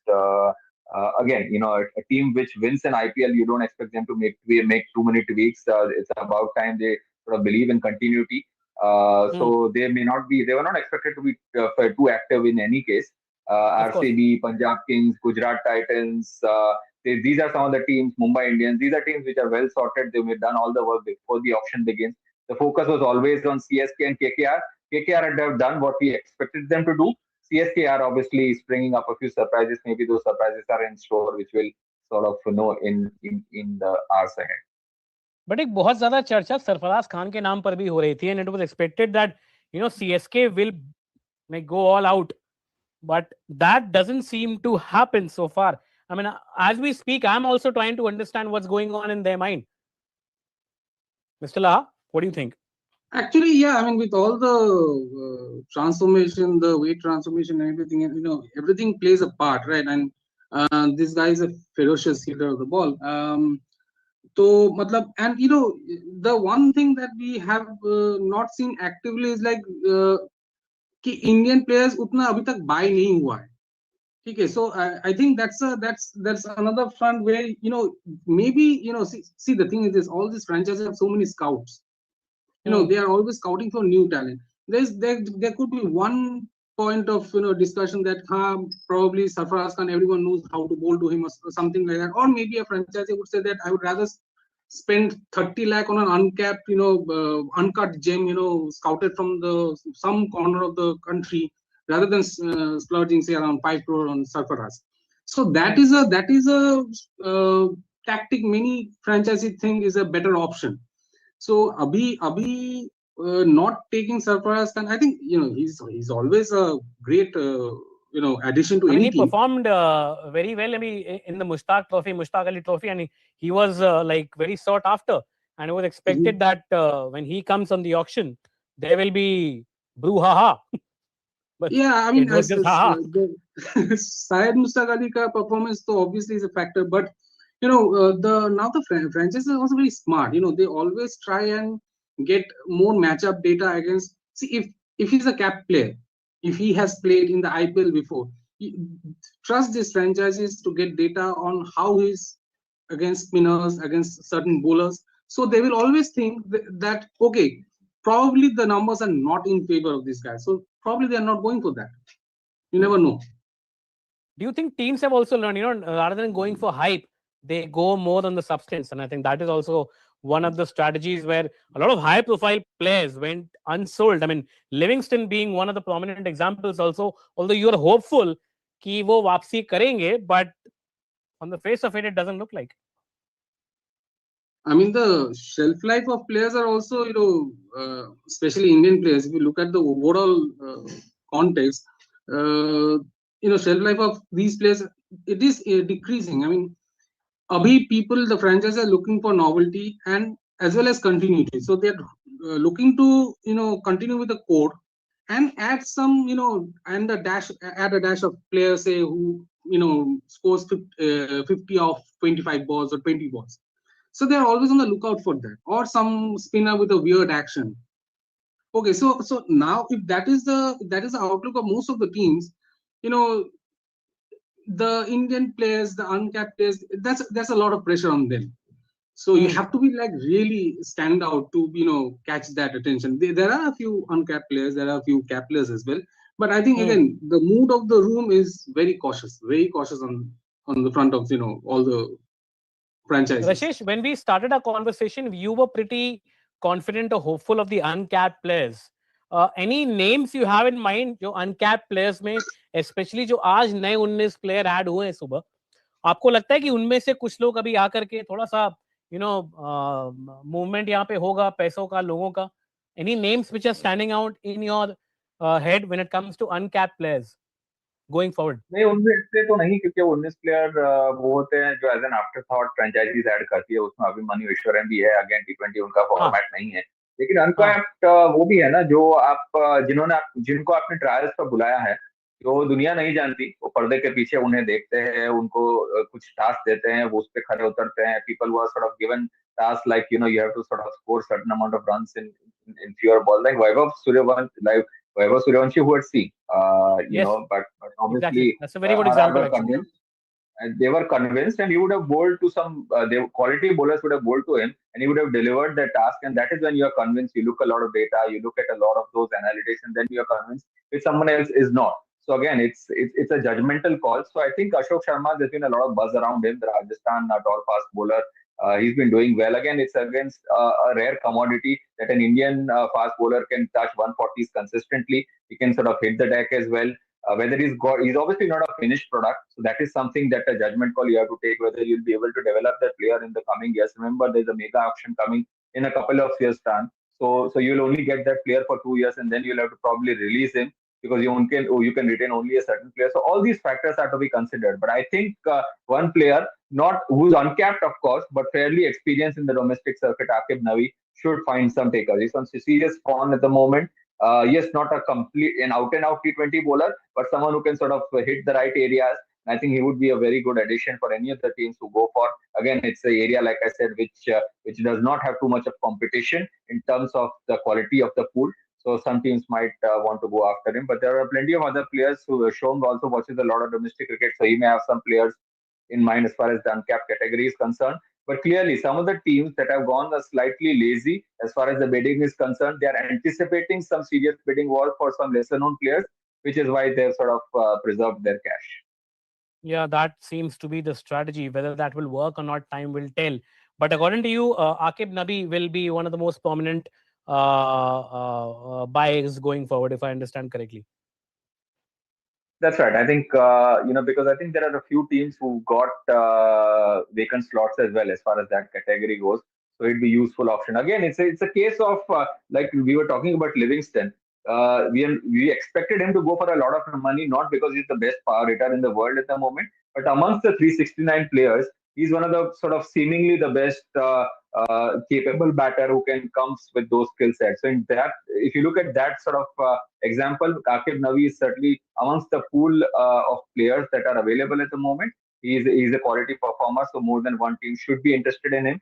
But again, this auction, like every other auction, has sprung in a few surprises. The big one being nobody interested in Quinton de Kock. Who would have thought? I thought there'd be more teams queuing up for him. Remember, he's someone who doesn't play all formats of international cricket, so he's fully available all the time. So you might have thought more teams would be gearing up for him. But I think Mumbai Indians have got a steal, a proper steal in coming into the auction with a 2.75 crore prize purse, and then to get Quinton de Kock for 1 CR is a terrific buy. So there'll be some sort of bargain buys as well, some cheap buys as well. But the uncapped that was a proper Gujarati ploy. I mean, I don't have any words for it. 2.7 crore as the total purse size. You get Quinton de Kock at 1 crore. But Rashesh, thank you so much for joining us on this special broadcast. I'm joined by Samreen. Samreen, I'll take this from Rashesh and put this on you. When it comes to Nabi, Aqib Nabi, what do you think? Is he going to be one of the most sought after players going forward? If yes, by which team? Where do you think he will fit best? In whose equation? I do agree with Rasesh on how Nabi is expected to be one of the uncapped players likely to go big. He's had 2 wonderful back-to-back Ranji seasons, and again T20 very different format, but he also proved his mettle in the Syed Mushtaq Ali Trophy, and he has some batting prowess as well. So, and he has been, I mean, if you speak to a lot of bowlers in the circuit at the moment, I spoke to Bhuvneshwar Kumar recently and asked him if he sees any potential in these swing bowlers. He mentioned Nabi's name and said that he watched him closely during the during his net bowling days with Sunrisers Hyderabad. So he's definitely on. He has been on the radar, but with numbers and with back-to-back good performances, I'm sure he is likely to be one of the names that gets picked up. Which team? I think he'd be a good fit at Lucknow Super Giants along with Avesh Khan. I see that as a very interesting bowling duo. Other than that, I think Gujarat Titans with Mohammad Siraj. I think it would be nice to see him open the bowling with Siraj. Yeah, we'll get a better assessment once we see the playing 11 and the list of the players who are there on each side as of now. Yeah. But any surprises for you till now, Samreen? I mean, what was the biggest surprise? What has been the biggest surprise so far for you? I think the biggest surprise has been Pathirana's price tag. I definitely expected him to go big, but 18 crores, I think, a bit much. And not Livingstone's no tag at all. I mean, wasn't that a bigger surprise? I mean, that was but I think he will definitely go big in the accelerated auction. Okay. I'm sure teams are looking at it and they have some plans in place to get him. But I think, yes, for now, I'm just kind of reeling with 18 crores for Pathirana. He is a great bowler, and his partnership with Dwayne Bravo at CSK worked out really well. This time too, again, the partnership will continue, and he's not a finished product, very promising product, but 18 crores for that, that was surprised by. But yes, of course, Livingstone going unsold. I mean, after his proved performances, a bit of a shocker, but yes, I'm sure he will be picked up in the accelerated auction. Pathirana's 18 crores, too much for Samiran. What do you think, Som? We were having a different conversation, but in a similar context a couple of minutes ago. Yeah, 18 is a bit too much. I think I was expecting something around 10 to 12, to be very honest. Nothing more than that. Okay. See, the thing is this now. This is what I was telling you, that bowlers with a little bit of different action, they tend to fetch that price on view. It's a little bit of a window shopping also. But isko dekha to acha laga, to I might pay that extra premium for him. So if Pathirana do you think he might turn out to be this year's Rishabh Pant? I mean, a lot of money was placed on Rishabh Pant, and many people were saying that it's too high. Last year as well, similar arguments were made. Do you think? I would not wish that on any player. But the thing is this: see, Rishabh Pant ka matlab analysis. See, he is a star, he is an icon. But I truly think that for the past couple of seasons, at least, Rishabh Pant hasn't been himself in the T20 format. Okay. He is great as a test player. You kind of need that kind of spunk, that whatever has happened, irrespective of what the results might look, especially what happened in the South Africa series probably. But Rishabh Pant ka abhi thoda matlab, I don't know, it's getting a little difficult for him in T20, and he's taking on a lot of burden. He's taking on a lot of responsibilities. I think he's telling himself, I have to play well, and that is not allowing him to be himself. Whereas with the Pathirana, I think the thing is that sling action. Okay, that is the main thing that the franchises will look at. There have been, I can certainly recall a few occasions when he was tonged for a. If we go with the purse, 25 crores. Sunrisers Hyderabad is still sitting at the amount they came in. CSK still has 41 crores left. I think these two are big players. 19 crores is still left with KKR. Lucknow Super Giants.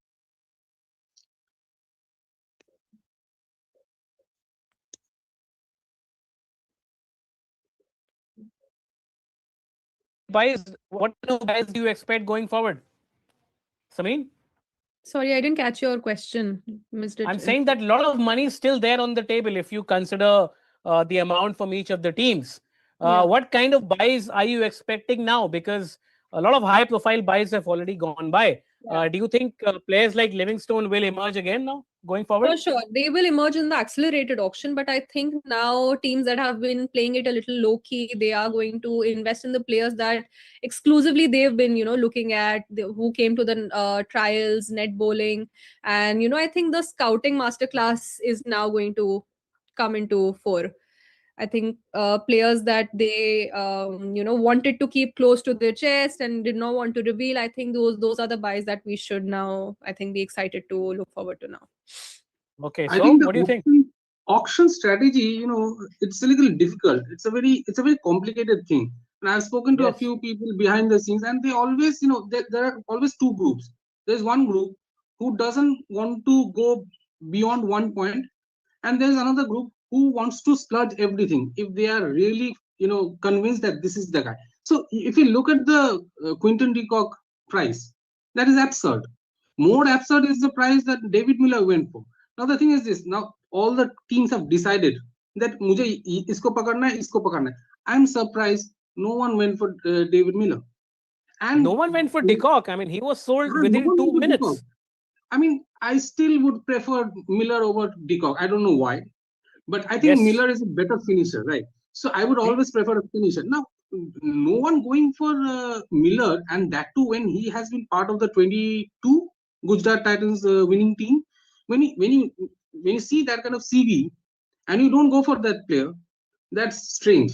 That's really strange. But there's also some unsaid equation going behind the scenes. You don't know that what's going on. I mean, we'll get to know eventually.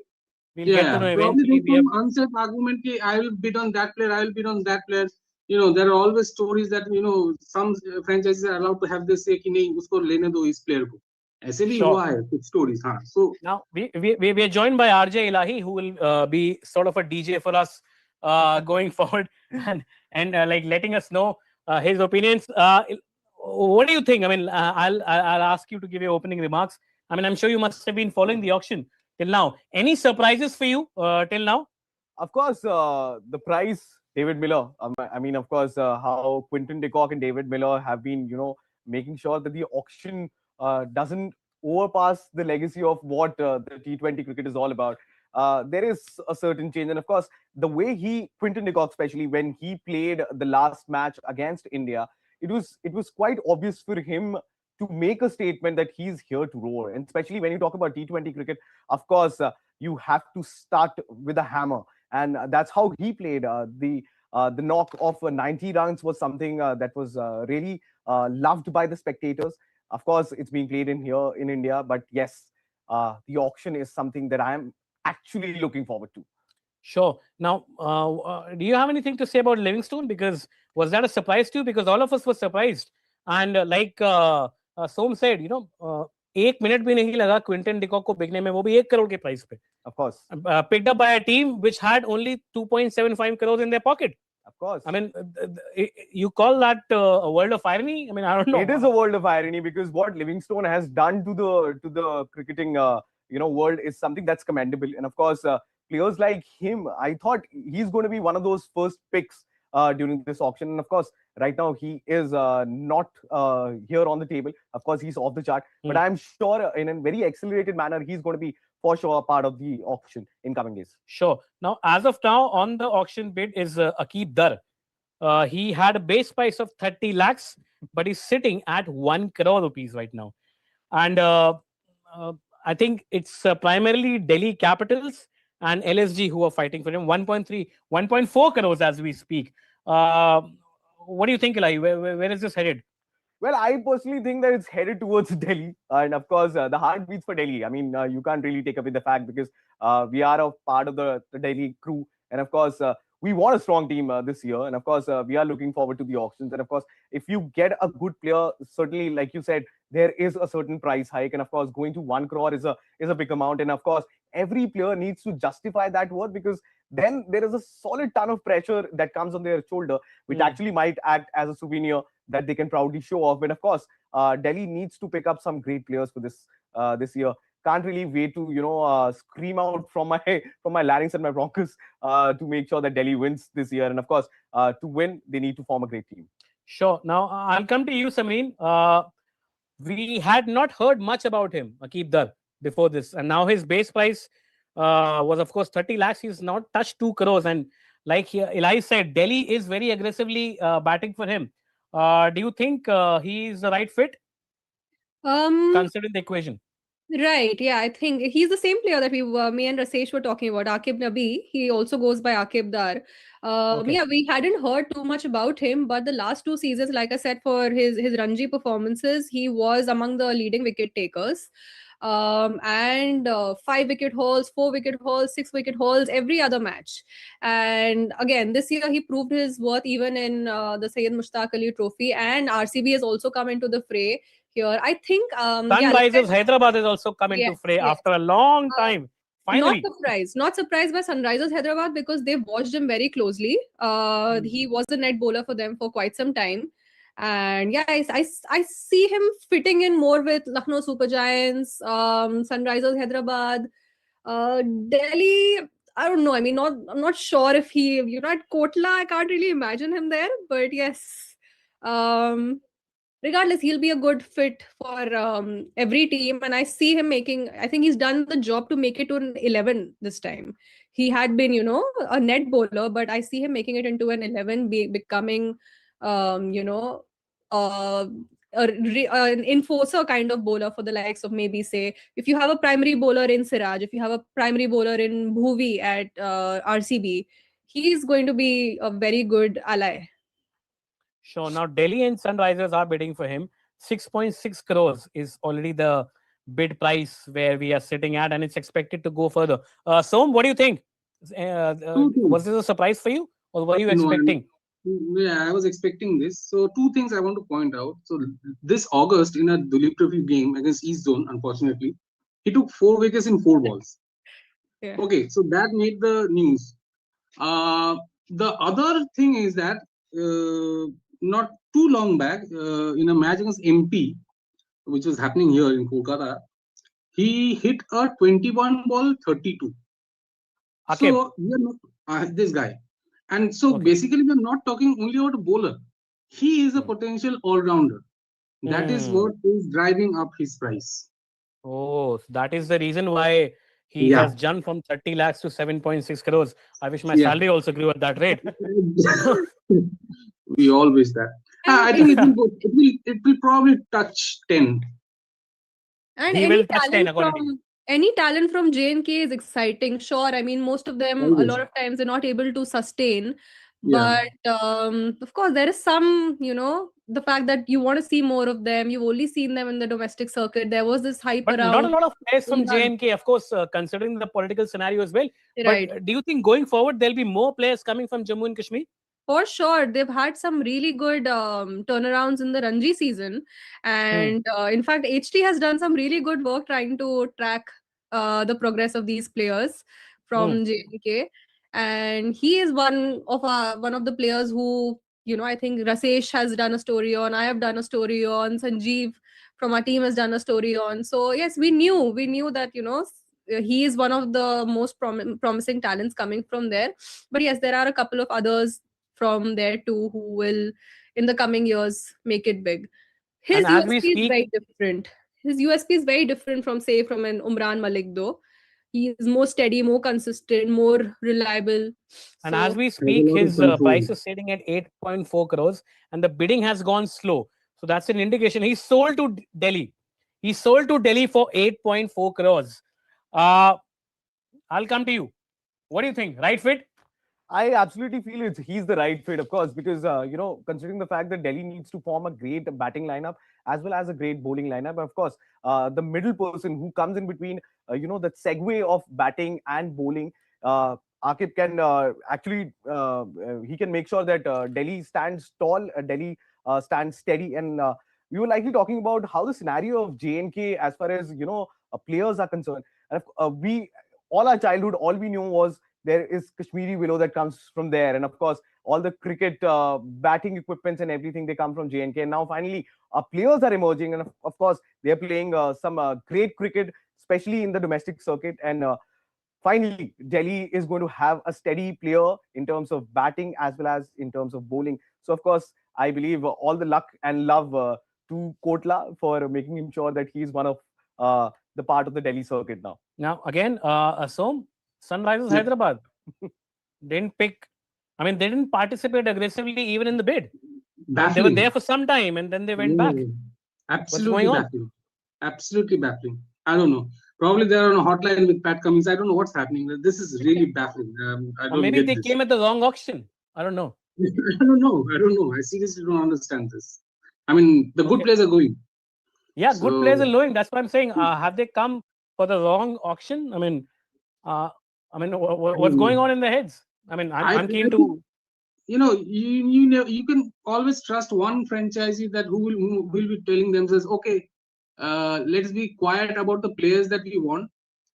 See, every franchisee has a roster of around 10 to if they have 15 player requirement, they are looking at least 30 players. That is how it works, and they will always have 2 or 3 options, 2 or 3 names for one role.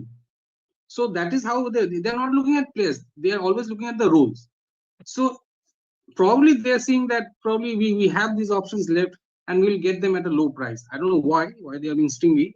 I mean, eventually the game boils down to volume buy rather than value buy. That's what you're saying, right? I mean, I think that's very confusing for them right now. I don't know what they're thinking. Sure. Now let's for the moment let's also talk about the biggest buys today. If I have to ask you, Samin, if you have to sum up the biggest buys for today, how would you rate them, and which one will be at the top for you? I think, of course, we expected Cameron Green to go for the bid he did. But other than that, I'm quite pleased with the amount, or the match for Venkatesh Iyer. Rajat Patidar had already vouched for him, and he knows Venkatesh closely from their Madhya Pradesh days. So I think that's a very bid, appropriate bid, appropriate fit. Other than that, yes, like I mentioned, not a big fan of the price tag of Pathirana at 18 crores.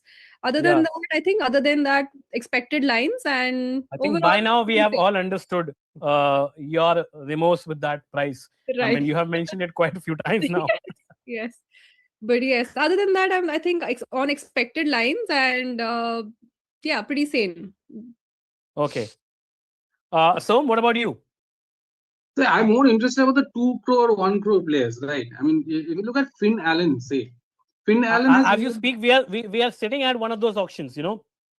Prashant Veer, his base price was 30 lakhs. He's 1.6 crores. He's sitting on it, and surprisingly, Mumbai have went out of the sway right now. Right now, it's CSK and Lucknow.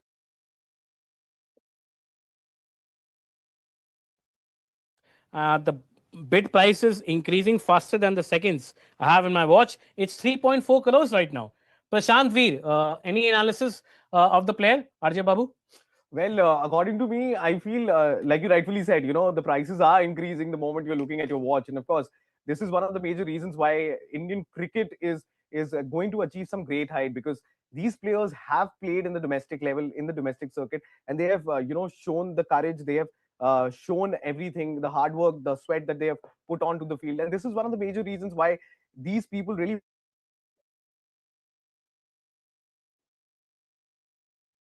holds a special amount of a regard and respect in their hearts. And of course, this is one of the major reasons why base price from 30 lakh Right now,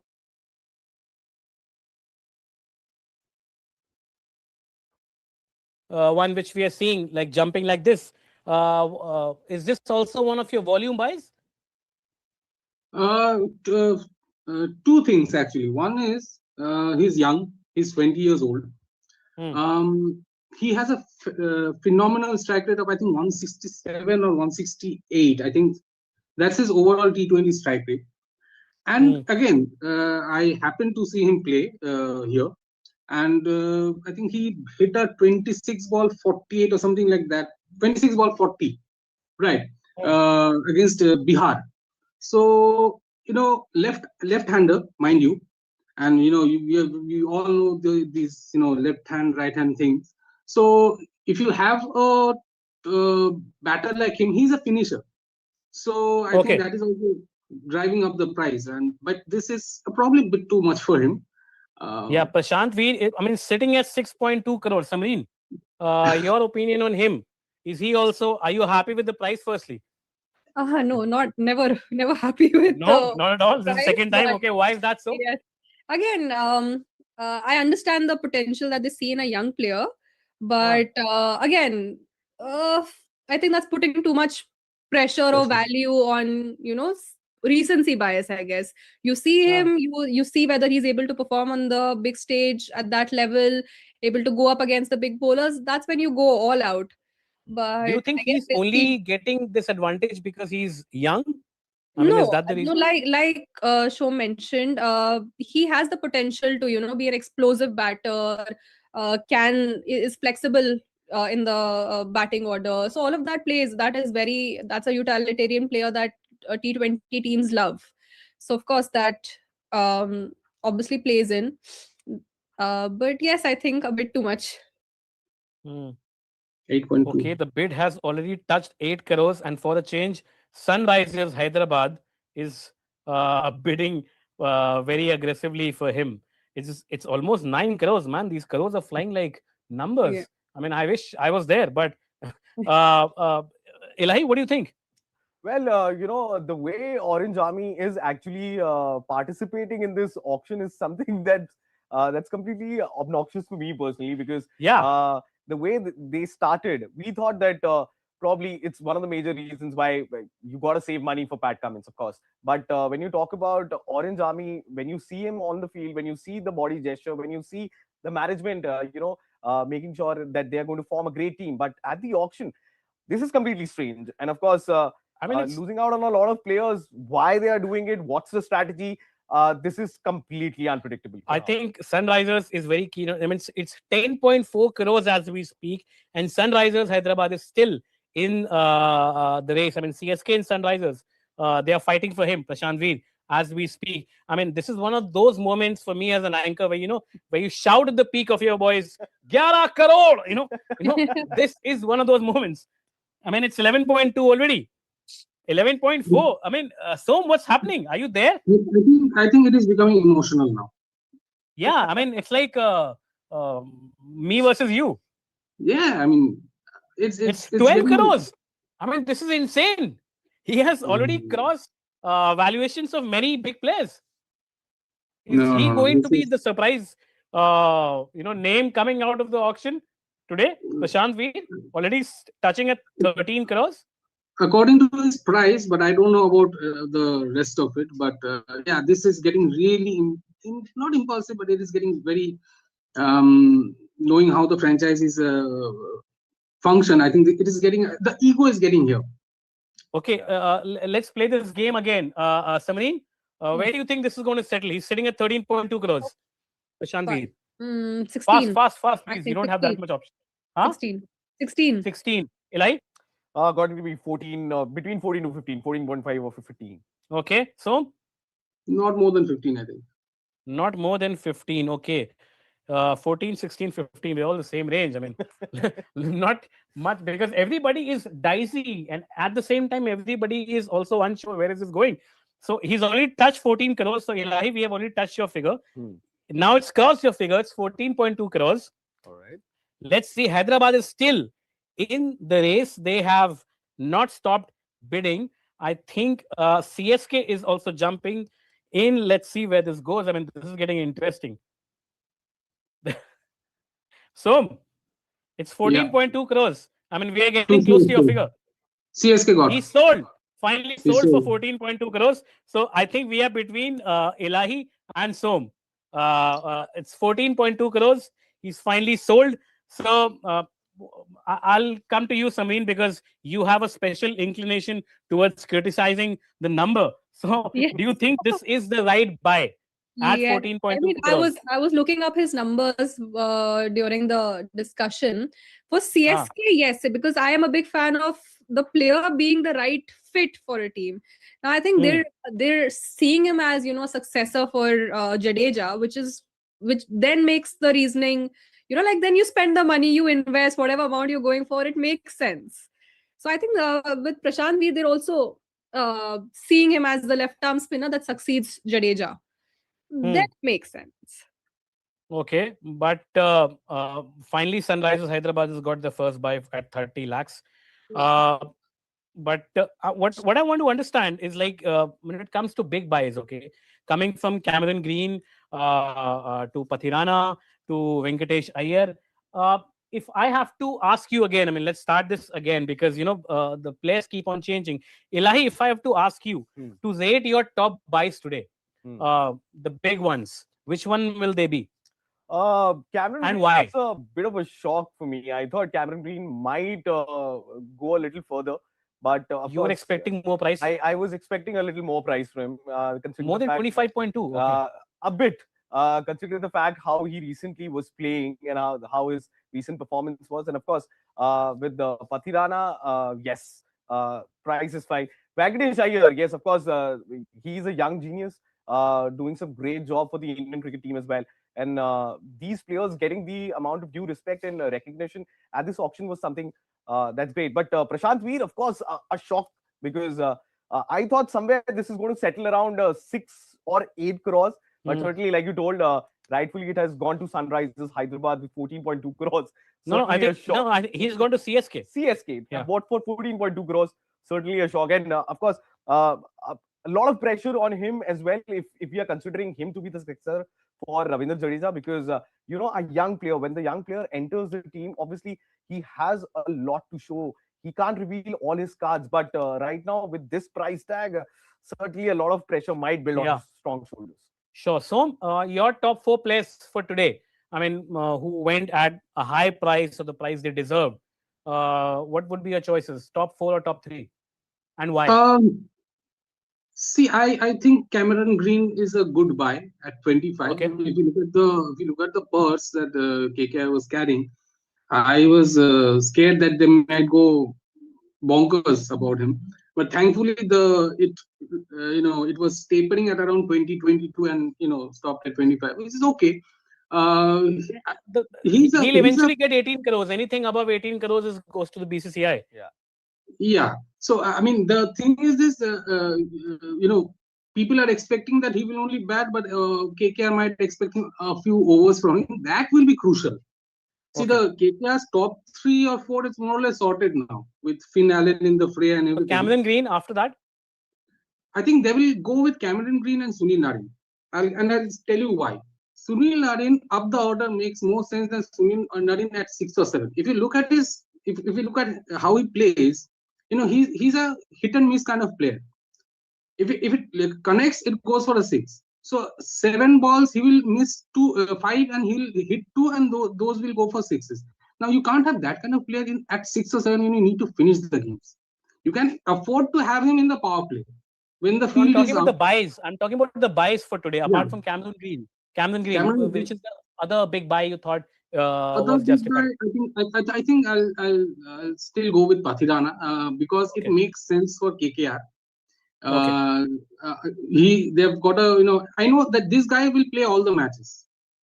So that is one thing. You can't say the same about Prashant, to be very honest. Yeah, that's a surprise. I mean, we will eventually see whether that money was put in the right place or not. But Sameen, what about you? Your top 2 or 3 buys, maybe 4. Top has to be Cameron Green. Other than that, I think choice between either Venkatesh or Akib. Because I see Akib playing all matches for DC alongside Mitchell Stark. I see him playing all matches, so that makes sense. Again, he's not a bowler that international players know of per se, and it could be people still batters still struggle against good quality swing. Sorry, so I think he will be value for money there. I'm a bit confused as to Venkatesh being second or Akib being second for me. Prashant, not for that. Not for that price. For CSK, it makes sense. Bit absurd. But we're always happy to see an uncapped player getting rich. Okay, most absurd buys. Let's have this category. Ilahi, most absurd buy for today. Prashant Veer, for sure. Prashant Veer, for sure. Okay. Why? I mean, coming from a base price of 30 to eventually moving, like you said, your clock was ticking, right? And you started off saying something about Prashant Veer, and the moment you started his introduction, and the moment we went to the middle ground, eventually the price skyrocketed to a good 8 or 9 crores, and eventually got settled to 14.2 crores. Of course, I mean, a bit of an absurd buy. Somewhere, if it would have been around 7 to 8 crores, I still would have let it go, but not right now at this moment. I think we have another absurd buy. Absurd buy. Do you want to know from me again? It is going to be Matish Pathirana. Okay. So what about you? Negative absurd buy definitely Prashant Veer, but I think I can't still wrap my head around Quinton de Kock going for 1 crore to MI. That is absurd. David Miller going for 2 crore to DC. That is super absurd. Now, as we speak, there's one more absurd or maybe very well bought auction right now. Karthik Sharma, base price of 30 lakhs, right now sitting at 4.6 crores. CSK and KKR bidding neck to neck for the player. CSK, for your information, has a purse size left of around 28 crores. KKR still has around 20 crores. 19.1 crore, my bad. So, where do you think this is headed? I think this will touch around 8 crore.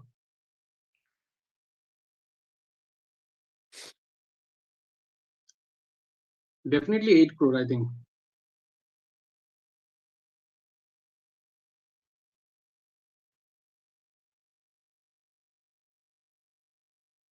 Now I'll come to you again, Sameen. What do you think? Ballpark. He's already sitting at 6.2 crores. Ballpark 8.5. Are we headed towards another absurd or very valuable buy? I mean, what do you think? I think valuable buy. Valuable buy. Ilahi?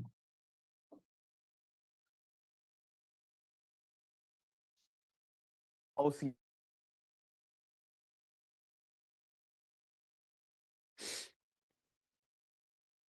Will buy. Karthik Sharma is a valuable buy. So, what do you think? I think it's going into the territory of absurd. It's Absurd touching now? 8.2 now. I think 8.2, it's a lot of pressure for a player. He's 19. I think 19 or 20, this guy. That's a lot. Interesting. I think an interesting point here is just noting the success in franchisee domestic cricket and Syed Mushtaq Ali just translating into bigger price tags. All of these players that have now Prashant Veer, Karthik, they've all been doing very well in the domestic leagues and the Syed Mushtaq Ali trophy. I think that's becoming a bit of a trend. Initially, it used to be a bit of, performance at the big level, one big six you've hit or one big over you had, and then you get recognition. I think sustained success in T20 leagues and the Syed Mushtaq Ali trophy is making But teams. again, I mean, again, surprise for me, and I'm sure I'm saying this again. We again don't see Sunrisers Hyderabad anywhere in the picture. Yeah. I mean, it's still the neck-to-neck fight between CSK and KKR.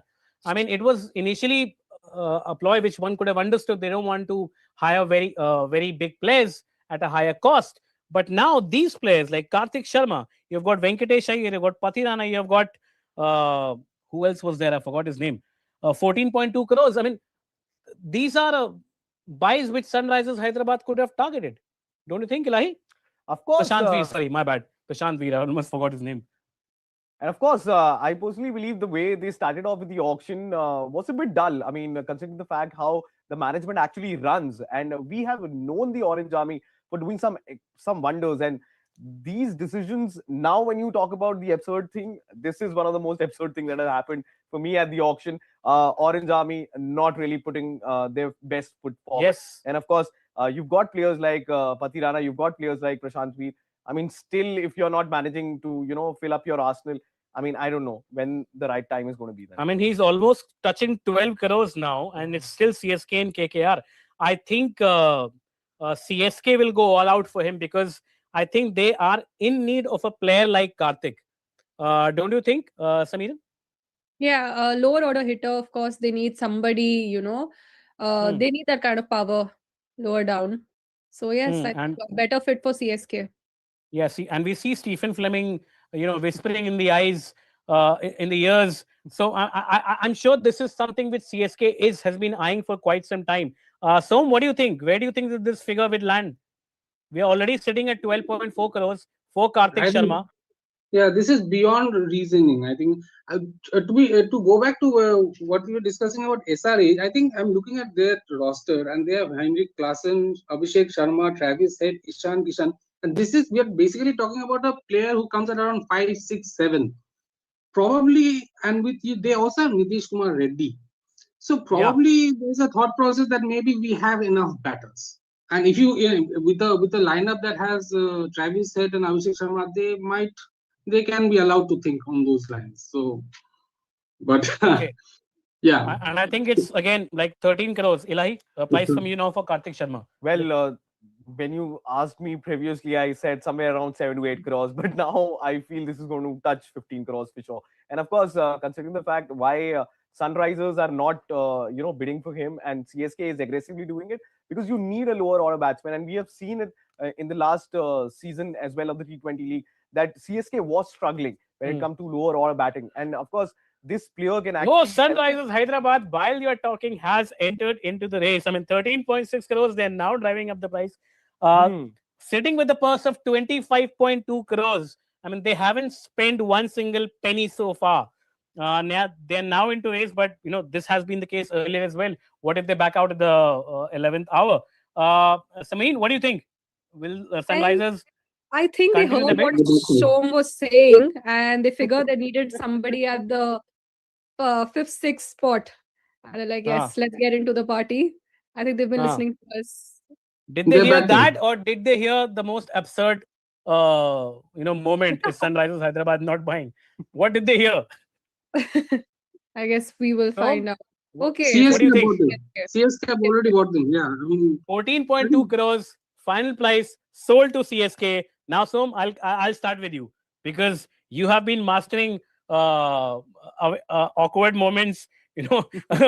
For now, what do you think? Is this a right buy for CSK? 14.2 crores. Karthik Sharma. right buy for CSK, but not the right price. Okay. Why? That is, I think too much pressure on that guy. I mean, you see, Venkatesh Iyer last season was coming to the press conference every day and he was apologizing that I'm sorry that I know I've been bought for this much. I'm trying to repay it, but I'm not being able to do these things happen. Think of what pressure these guys will be under. No, I mean, that is not for the players to consider, I think so. I mean, to be fair to them, I mean, it is not them who's driving the price. It is the franchisees and it's the fundamental market economics. So I think from a player point of view, they should not be taking the pressure. But like Samreen said, eventually it does come to the player to perform. But I mean, the price tag slightly matters. will not balance because it's not the player's fault that they're driving the prices. If you look at the from the player's perspective, they I'm sure Karthik Sharma wants to play for 10-12 years. Now you can't just be paid 27 or 15 crore for one season and then go for 20-30 lakh for the rest of the season, or you might not be picked in, say, like 5 years down the line. You don't want that kind of a career for yourself. You want a slow growth, right? Now this kind of drives up the anticipation, the hype, the expectation to such a level. If you don't perform to that level, you'd be let go just like that. And this is a brutal world. This is very, very brutal. Cricket in India is now cutthroat. Now people play only for IPL contracts. They don't play to get into the Indian team. Everyone, the aspiration is an IPL contract. Now, if that is the aspiration, and the first season you get 15 crore, I mean, that is a lot of psychological baggage. I think it also matters the age. The fact that they're uncapped players plus their age. These are what, 19, 20, 22-year-olds. Eden Tom Apple, Mukul, Prashant Veer, Karthik. They're all young. Even Mukul right now he's 19. I think he's 19 or 20. And sure, if you make it, if you have a make or break season and you just make it in that season, you're remembered forever. You're considered iconic. But if you're not able to justify that price tag with 2, 3, 4 performances, then you're forgotten and you're breaks your morale, according to you. Yeah, that's true. So look at what happened to Prithvi Shaw. Yeah. I mean, Prithvi Shaw, we can have a discussion separately, but because that was more out of ill discipline and lack of lackadaisical approach towards the game as well. It wasn't necessarily due to the high price which he commanded. I mean, we can have a discussion or debate over that, but do you think this practice, like all three of you mentioned, this practice of raising the bar of money absurdly high is denting the prospect of young cricketers? They should, this is my opinion, but I think there should be a cap for uncapped players. Okay, that's a fair cap point. Of price. Okay. Right, 5 crore cap. That's it. You can't splurge more than 5 crore on an uncapped player. That's not happening. Okay. You think there should be a cap of maybe 5 crores? I mean, we can of course discuss the number, but there should be a cap. That's what you're saying. Absolutely. Okay, Elahi, you agree with him? Well, I completely agree with Som for this because, of course, with uncapped players, while they have performed some, they have given their best during the domestic circuit and during the domestic leagues. Of course, this price tag comes with pressure, and when you are being into an auction, when you're part of the auction and you get sold for 15 crores, it's certainly in your head as well psychologically that you are going to be the part of the playing 11, and then the pressure starts building in. That now you are a part of the playing 11, you have to perform, and in every match, and T20 we know is a fast-paced game. More than skill, at times luck also comes into favor. Luck also comes into play, and of course the kind of practice that you had in the nets Of course, it will help you, conquer everything in the near future. But of course, for uncapped players, there needs to be a capping. And of course, we were talking about CSK buying him for 14.2 crores. They needed somebody at the lower order to come and get the job done. But of course, with this base price, and being sold to CSK, pricing is something that's bugging me a bit. I think we've just come to know, like Mukul Chaudhary sold to LSG for 2.6 crores. Base price was 30 lakhs. What do you think, Sameen? Yeah, fair. I mean, I think kind of agree. I have found a middle ground in terms of like what uncapped players should go for, shouldn't go for. I mean, it's the Indian Premier League, and eventually it matters that the unheralded talents come to the fore. But of course, I agree with Shoma and Ilahi about there being a cap. Maybe there could be differences about what kind of cap, but like I would always want to see an uncapped player thrive. The aftermath of it is not what I'm a fan of. Of course, I mean, we can discuss. We are only talking about the economics and its relation with mental health of cricketers, especially young cricketers. Right. But this model, it's sheer capitalism. I mean, it's not a player's fault, but eventually they have to bear the brunt. I understand that completely. Sure. Now, we're moving towards the end of this special broadcast. So I'll come to you, Som.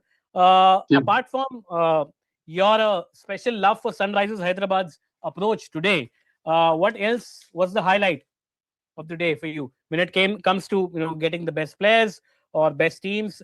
Which team you think used their money most sensibly, at least till 5:15 or 6 o'clock? I think when we started this discussion, remember we were saying that it's a very slow moving bidding doom. Bids are needed, but you look at the bids for the Indian players, the uncapped players, and now the mood has changed. Very fast bidding. So this is what the auctions. There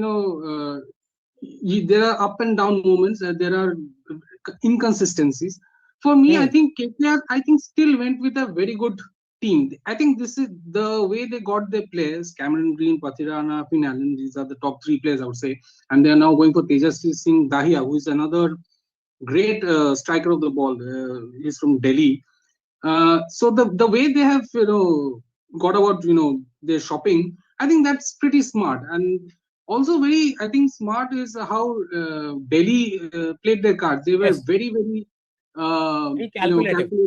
Yeah, very calculated. I think landing Nabi was very crucial because they need someone who has that kind of control. He has a lot of control on the ball. He knows what he's bowling.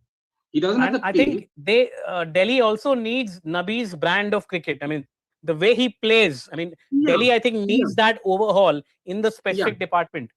Right. So you're right. Sameen, what do you think? Your highlight for the day? Which team would you rate best so far as shopping is concerned? I think I would agree with Som on KKR being pretty spot on. I think they had a plan. Maybe the bids were a bit more expensive, but they had the liberty to do that. They had the purse. We knew they would be the most active and the most gung-ho in the auction. And I think the players they ended up buying were pretty solid. I mean, again, Pathirana a little bit overpriced, but other than that, I think the players that they wanted to go for, again, they picked up Tejasvi Dahiya as well. He was with the South Delhi Superstars and Delhi Premier League. I think he just got sold. Yes, he just did. Okay. Wicket-keeper batter, a very calm he head on was his bought by shoulders. whom? My bad. Sorry, I was not able to see. KKR. Okay. Calm head on his shoulders. I think they knew the resources that they need, the roles that they wanted to fill in. I think they've been doing a very good job if they were looking for an overhaul. I think KKR have done a good job. They have done a good job. Ilahi, what about you? According to me, I personally feel Kolkata pretty confident getting Cameron White and Pathirana in the camp. Excellent decisions.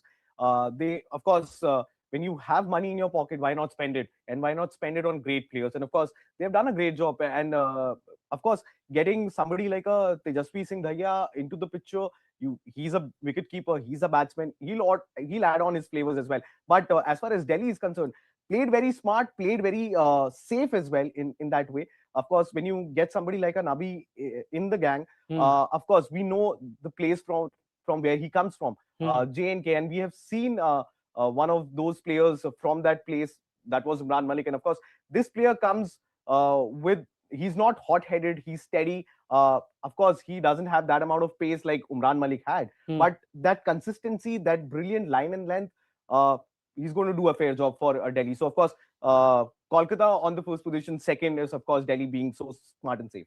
Okay. Now, we'll close this broadcast with, of course, a special mention for Sunrisers Hyderabad. I mean, are they in the wrong market, Sameen? Do you think they came to shop for apples, but they are in the market of oranges? I think they were way too cautious, but they know what they're missing out on. They're watching really good players go by, so I'm sure they must have a plan in place. Like Shom pointed out, maybe they're very sorted about their batting and only want to invest in maybe backups and a strong bowling lineup. I think that's what they will be going for. Maybe towards the fag end of the auction or in the accelerated auction, they will be more active. But otherwise, it makes no sense to keep watching these uncapped or these marquee players go away and just be okay about it. I think they have a plan. They are very specific. You're saying they're thinking like the Chinese. Okay. Shom? Well, I think KKR is doing a fantastic job. They've landed Dahiya, and now they're going for Ashok Sharma. Now, Ashok Sharma is a very underrated player. He's I think KKR have done a remarkable job, but SRH, yeah, I agree with you. I don't understand their policy. If they are like that guy who thinks that I'll study in the last day, last night, midnight oil, and I'll come out with marks. I don't think that's happening here. There's a serious something has gone wrong. I think something has gone wrong. Otherwise, it doesn't make sense to sit on that kind of purse and spend on nothing. At least do something. They have tried, but I think they have not been aggressive enough. Sure. So I must let you know, you give perspectives like an academic. Like taking a very academic point of view of the entire situation. Eli, closing remarks from you, and we'll end this. Well, of course, with SRH, I have two perspectives actually. One is a very viewer-driven perspective, which is somebody who wants to watch the entire auction, and the moment the auction gets done for the day, you want to switch it off and want to play gully cricket with your friends. So, of course, if you want to be driven by that particular approach, of course, viewers might be a little disheartened knowing that they were not aggressive, and that's what I felt personally. But then, as an analyst, I personally feel that there is something that they are brewing in their room, and this is something that they might reveal in the near future. Of course, they seem to be pretty sorted, and this is one of the major reasons why they were not handpicking one of few of the great players. And of course, this is one of the major reasons why they let them go. But as a viewer perspective, of course, the love for the cricket emerges like how a normal Indian cricket fan wants to watch cricket. Of course, pretty disappointed how Sunrisers Hyderabad took this auction. I don't know. It's very absurd. It's very obnoxious. Yeah, it is. And on that note, we hope that Sunrisers Hyderabad do have a secret ingredient which they would reveal towards the end of the auction. For now, it's thank you so much for joining us. Samreen, Som, Eli, thank you so much for joining us on this special broadcast. Stay tuned to Hindustan Times for more updates on IPL, on general news, on business news. See you soon. Bye-bye.